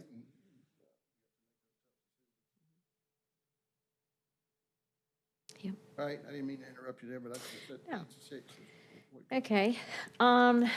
The sewer fund, that was the next thing that was coming up. It really is. The only thing I have done some changes this year. I did move, just for council's awareness, I'm going to do the wire transfer tomorrow. It took, I think, an act of God pretty much to get the accounts open with NCCMT, but I did open one for the sewer fund and the stormwater fund, because that investment account with the North Carolina Trust, Capital Management Trust, they're paying pretty good interest rates right now, and it wasn't really growing at all. They were just in interest-bearing checking and with PNC, and it was getting eaten up with fees. So we really weren't, and there's 1.2 million in, in the stormwater fund. Now, granted, the other's only about 7,000, but at least we're gaining some interest on that, and I felt pretty good about that. But I will wire those funds out tomorrow or Wednesday. So getting back to sewer fund, they're really, like I said, there's about $8,000 in there. The only thing different is that it's being moved to an interest-bearing account. And then this fund, stormwater actually is the one that I was more concerned with than the general fund, to be honest with you. Council made, you had voted on adding $290,000 a year in additional expenditures, at least for this year, and when you approved the CIP, it was for the next 5 years to try and get some stormwater corrections made. But that one, looking at it actually went down really fast compared to even the general fund. Let's look at that one really quickly. We actually we go from $1 million to $200,000. In 27. Yeah. But are you considering didn't we ask y'all, probably Jamie will do this, right, with Alex, to restructure, consider restructuring the fee schedule? Yes, and that's not included sort of in that. And this tells it right there, and that's the one here that I would say it's time for the town to look at the stormwater fees and make some adjustments. Okay. It's been the $46, I think, for like 15 years or something. It's been that way for a long time. So it's time to look at, maybe house sizes, things like that. Even if you bumped it up to, even a 30%, 40% increase. I don't think those are prices that the average citizens are gonna look at and think that it's astronomical. And it definitely would put us, the town, more in line tax structure-wise with some of our neighboring communities. So, I mean, is that coming to us as part of the budget for next year? Yes, sir. Thank you for that question, and thank you, Marcia. Let me kind of follow up here. So during the budget process last year, the board looked at our stormwater rates, they compared it to some initial benchmarking, and they asked staff to look and see a couple things. One, if we're projecting our rates to cover our expenditures and the needs of the stormwater fund kind of moving forward. And two, whether it's equitable in the sense that if I live in 1,000 square foot house versus a 100,000 square foot house, obviously ridiculous example, but, and I'm paying the same, is that equitable? Because the 100,000 square foot house has more impervious surface and thus has greater runoff. You know, the expenditures that are in here and are shown in our capital improvement plan, it increased significantly from, you know, where it's been in the past years, and that wasn't for anything other than just pure stormwater projects. I don't think they'll be that high moving forward, so when we do that analysis, we can kind of look at that. So I think this is probably, Marcia did a great job here, taking that capital improvement plan and plug it in, but I don't think it'll be that high in the future. What's the right mix? We don't know yet, but we hope to come back to you probably around budget time, Councilmember Ayers, with that information for y'all to consider as we kind of move forward. I was asked today how long the rates have been the same, and I look back, and Marcia, you and I didn't talk about it, but I look back at some of the old other ordinances, and I think it was fiscal year 14-15 when those were set. So it's been a little bit, so I think the board's wise to ask us to kind of look at it and gather some information for y'all to consider. All righty. There are no other questions. Any more questions for Marcia? This can be your last meeting, right? It is. Well, then I'm definitely asking this question. I mean, asking a question of you. Okay. And it's nothing bad. I just feel I'm not gonna have any more chance to ask. All these numbers, and I'm thinking of a balance sheet more than I am revenue forecast. But anyhow, how does the purchase of 2.7 next door and the two houses next to us, where do those, are those assets to the town, and do they show up They are. anywhere? There's two types of, if you look at, when I send you the financial statements, there's government-wide statements, and then there's like our, I don't even know what they call the others, but there's two sets of financial statements. One is more of an accrual basis and shows your fixed assets on it. The other does not. So when you want to see the investment in capital, it does show on Stormwater Fund. You can see the fixed assets because it's a proprietary fund. It's done a little bit differently than the general fund. But you can see that the town has, I think net-wise, I want to say there's like $19 million net. That would be assets less depreciation. You know, your cost minus depreciation. I want to say it's like 19 million. Might even be more than that. It's more than that, actually. It has to be. That might be excluding land and buildings. I just have to get the chart in front of me. I'm sorry, I don't know off the top of my head. But to answer your question, So when we look at the general fund and say it's going down, reality, it's not that bad, knowing that we have 2.5 next door and whatever those are. Which, if we needed to, we could sell or put them up for sale and something, if we needed to. We don't, but it's okay, thank you. Yes. So that would, I mean, if we did that, you're talking 3 million for next door and close to it. And then another 800,000 maybe, or 750,000. all right, any other questions for Marcia? All right, if you have questions, we got 2 weeks. That's right, I'm yeah. here through the 6th of January. 6th of so, January. Yeah, just. That's a shoot me great an- day in America. Call me, shoot me an email, whichever. Thank All you, righty, thank you, Marcia. Thank you, Marcia. Good job. thanks.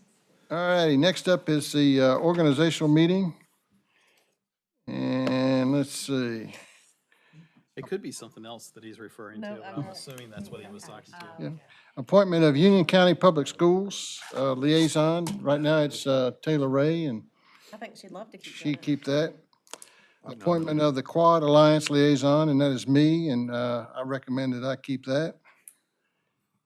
Charlotte Cartpo representative, I recommend Brad be the main designated, and I'll be the delegate, the alternate, because they meet on Wednesday night, and I make about, I'm not in town many Wednesday nights, so I'm keeping America rolling out there selling something. If Brad's okay with that, and he does a great job, he knows everybody down there already, so he's got more pull than I do, so. The appointment of the Central Carolina Regional Council of Government delegate and alternate, David and Stephen. Did y'all want to keep that order, or? I do. Okay. All right, and then we got the approval of the 2023 meeting schedule and holiday schedule. And then the annual retreat, February 25. And David's talking to Staten. Staten at HOA president. the Shantamara Clubhouse, which is very comfortable. So anybody having conflicts right now with February 25? All right. So can I get a motion to approve all that in one motion? Mayor, could we add to Oh. that motion, using Kurt Walton as our facilitator as well? Yep. Thank So you. Kurt Walton, and y'all saw the contract, we pay him $4,500, the same as last year. So can I get one motion to approve all the organizational meeting items as discussed? So moved. A second. Oh, motion by Mr. Ayers. Heather was on a roll earlier. Oh. Oh, Sans have moved. And seconded by Mr. Show. All in favor? Aye. The ayes have it. All right, next up is the Stallings Road roundabout, and turn it over to Alex.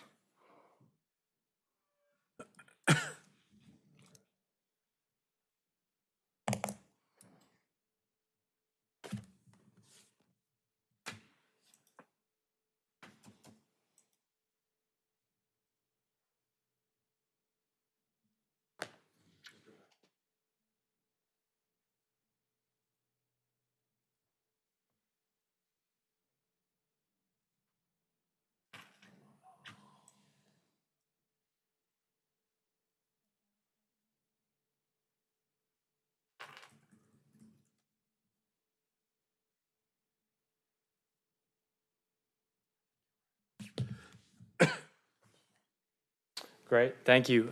Good evening. I know it's late, so I'll be brief, but happy to stay here as long as y'all would like.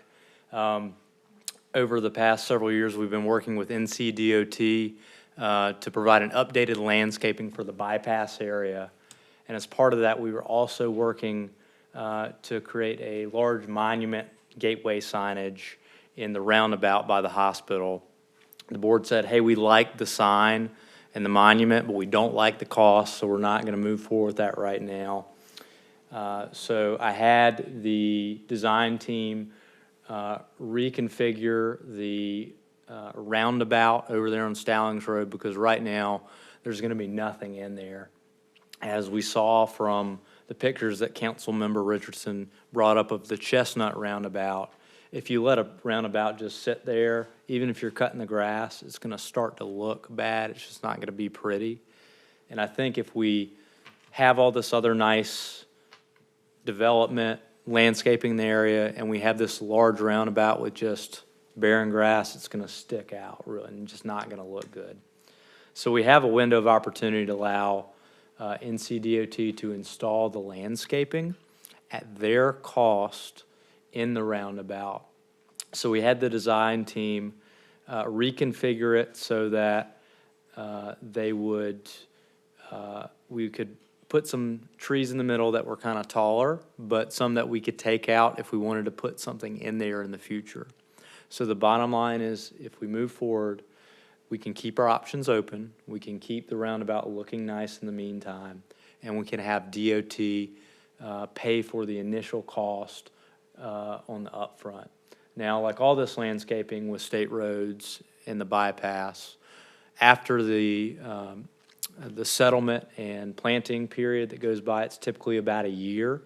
We being the town, would be responsible for the maintenance and upkeep of this moving forward. So that would be a cost that we would incur. But there is a window of opportunity to get this done. So I am asking tonight for the board to approve requesting DOT to install the landscaping. And obviously with the caveat that there might be some limited minor tweaks that staff might need to make once we get into the discussions with DOT on this. So happy to answer any of your questions or just step back. Well, is whatever's gonna go in there, who picks it? The DOT fellow that, No, sir, it would be picked by our designer. So I think the world of those DOT guys, they're great at what they do.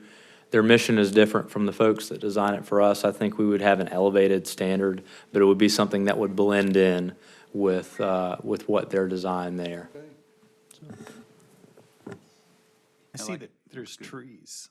I thought that roundabouts couldn't have trees in them. Really? That's great. Really? Okay, because I thought somewhere it had to be passable for emergency vehicles. So I'm kind of surprised to see that they allow trees in there. Yeah, I've heard that too, and I thought that. So maybe I told you my misconception of that, but my suggestion would be, crepe myrtles, which, don't grow pines. Yeah, I thought about that, but because we're on the Chestnut roundabout, which I'm suggesting that we do later, or not too much later, but they suggested crepe myrtles are these magnolias, and I've been looking at both, and I have crepe myrtles, we all have crepe myrtles. They have great form, they lose their leaves, they're deciduous, and what I liked about the magnolias, though, they stay green all year round, they flower, so I kind of like those better, and that's what this is recommending here. But they're not gonna plant pines. No sir. pines. They're gonna blow over on. Right. everything here was chosen to be hardy in addition to look good, I'll say. All righty, DOT's paying for it. Ain't that get much better than that? You have them over order a little bit and just ship it down to Chestnut. We do that as well. There you go. What? 2 of everything? Two What's of that? everything. Just in case. All right, can I get a motion to authorize the town manager to enter into, Just request that DOT install this as part of their landscaping plan with the minor caveat that we might have to make some minor changes to get it approved. I'm sorry, I was so moved? so moved. Okay. Second, Second. second by Mr. Hall, all in favor? Aye. The ayes have it. Thank you. All right, thank you, Alex. Thank you for finding that. All righty, can I get a motion to adjourn? Move that we adjourn. Motion by Mr. Hall, second by Mr. Richardson, all in favor? Aye. Ayes have it. Thank y'all for your work. Got the unders. Yeah, so Michelle's looking forward to on Friday to get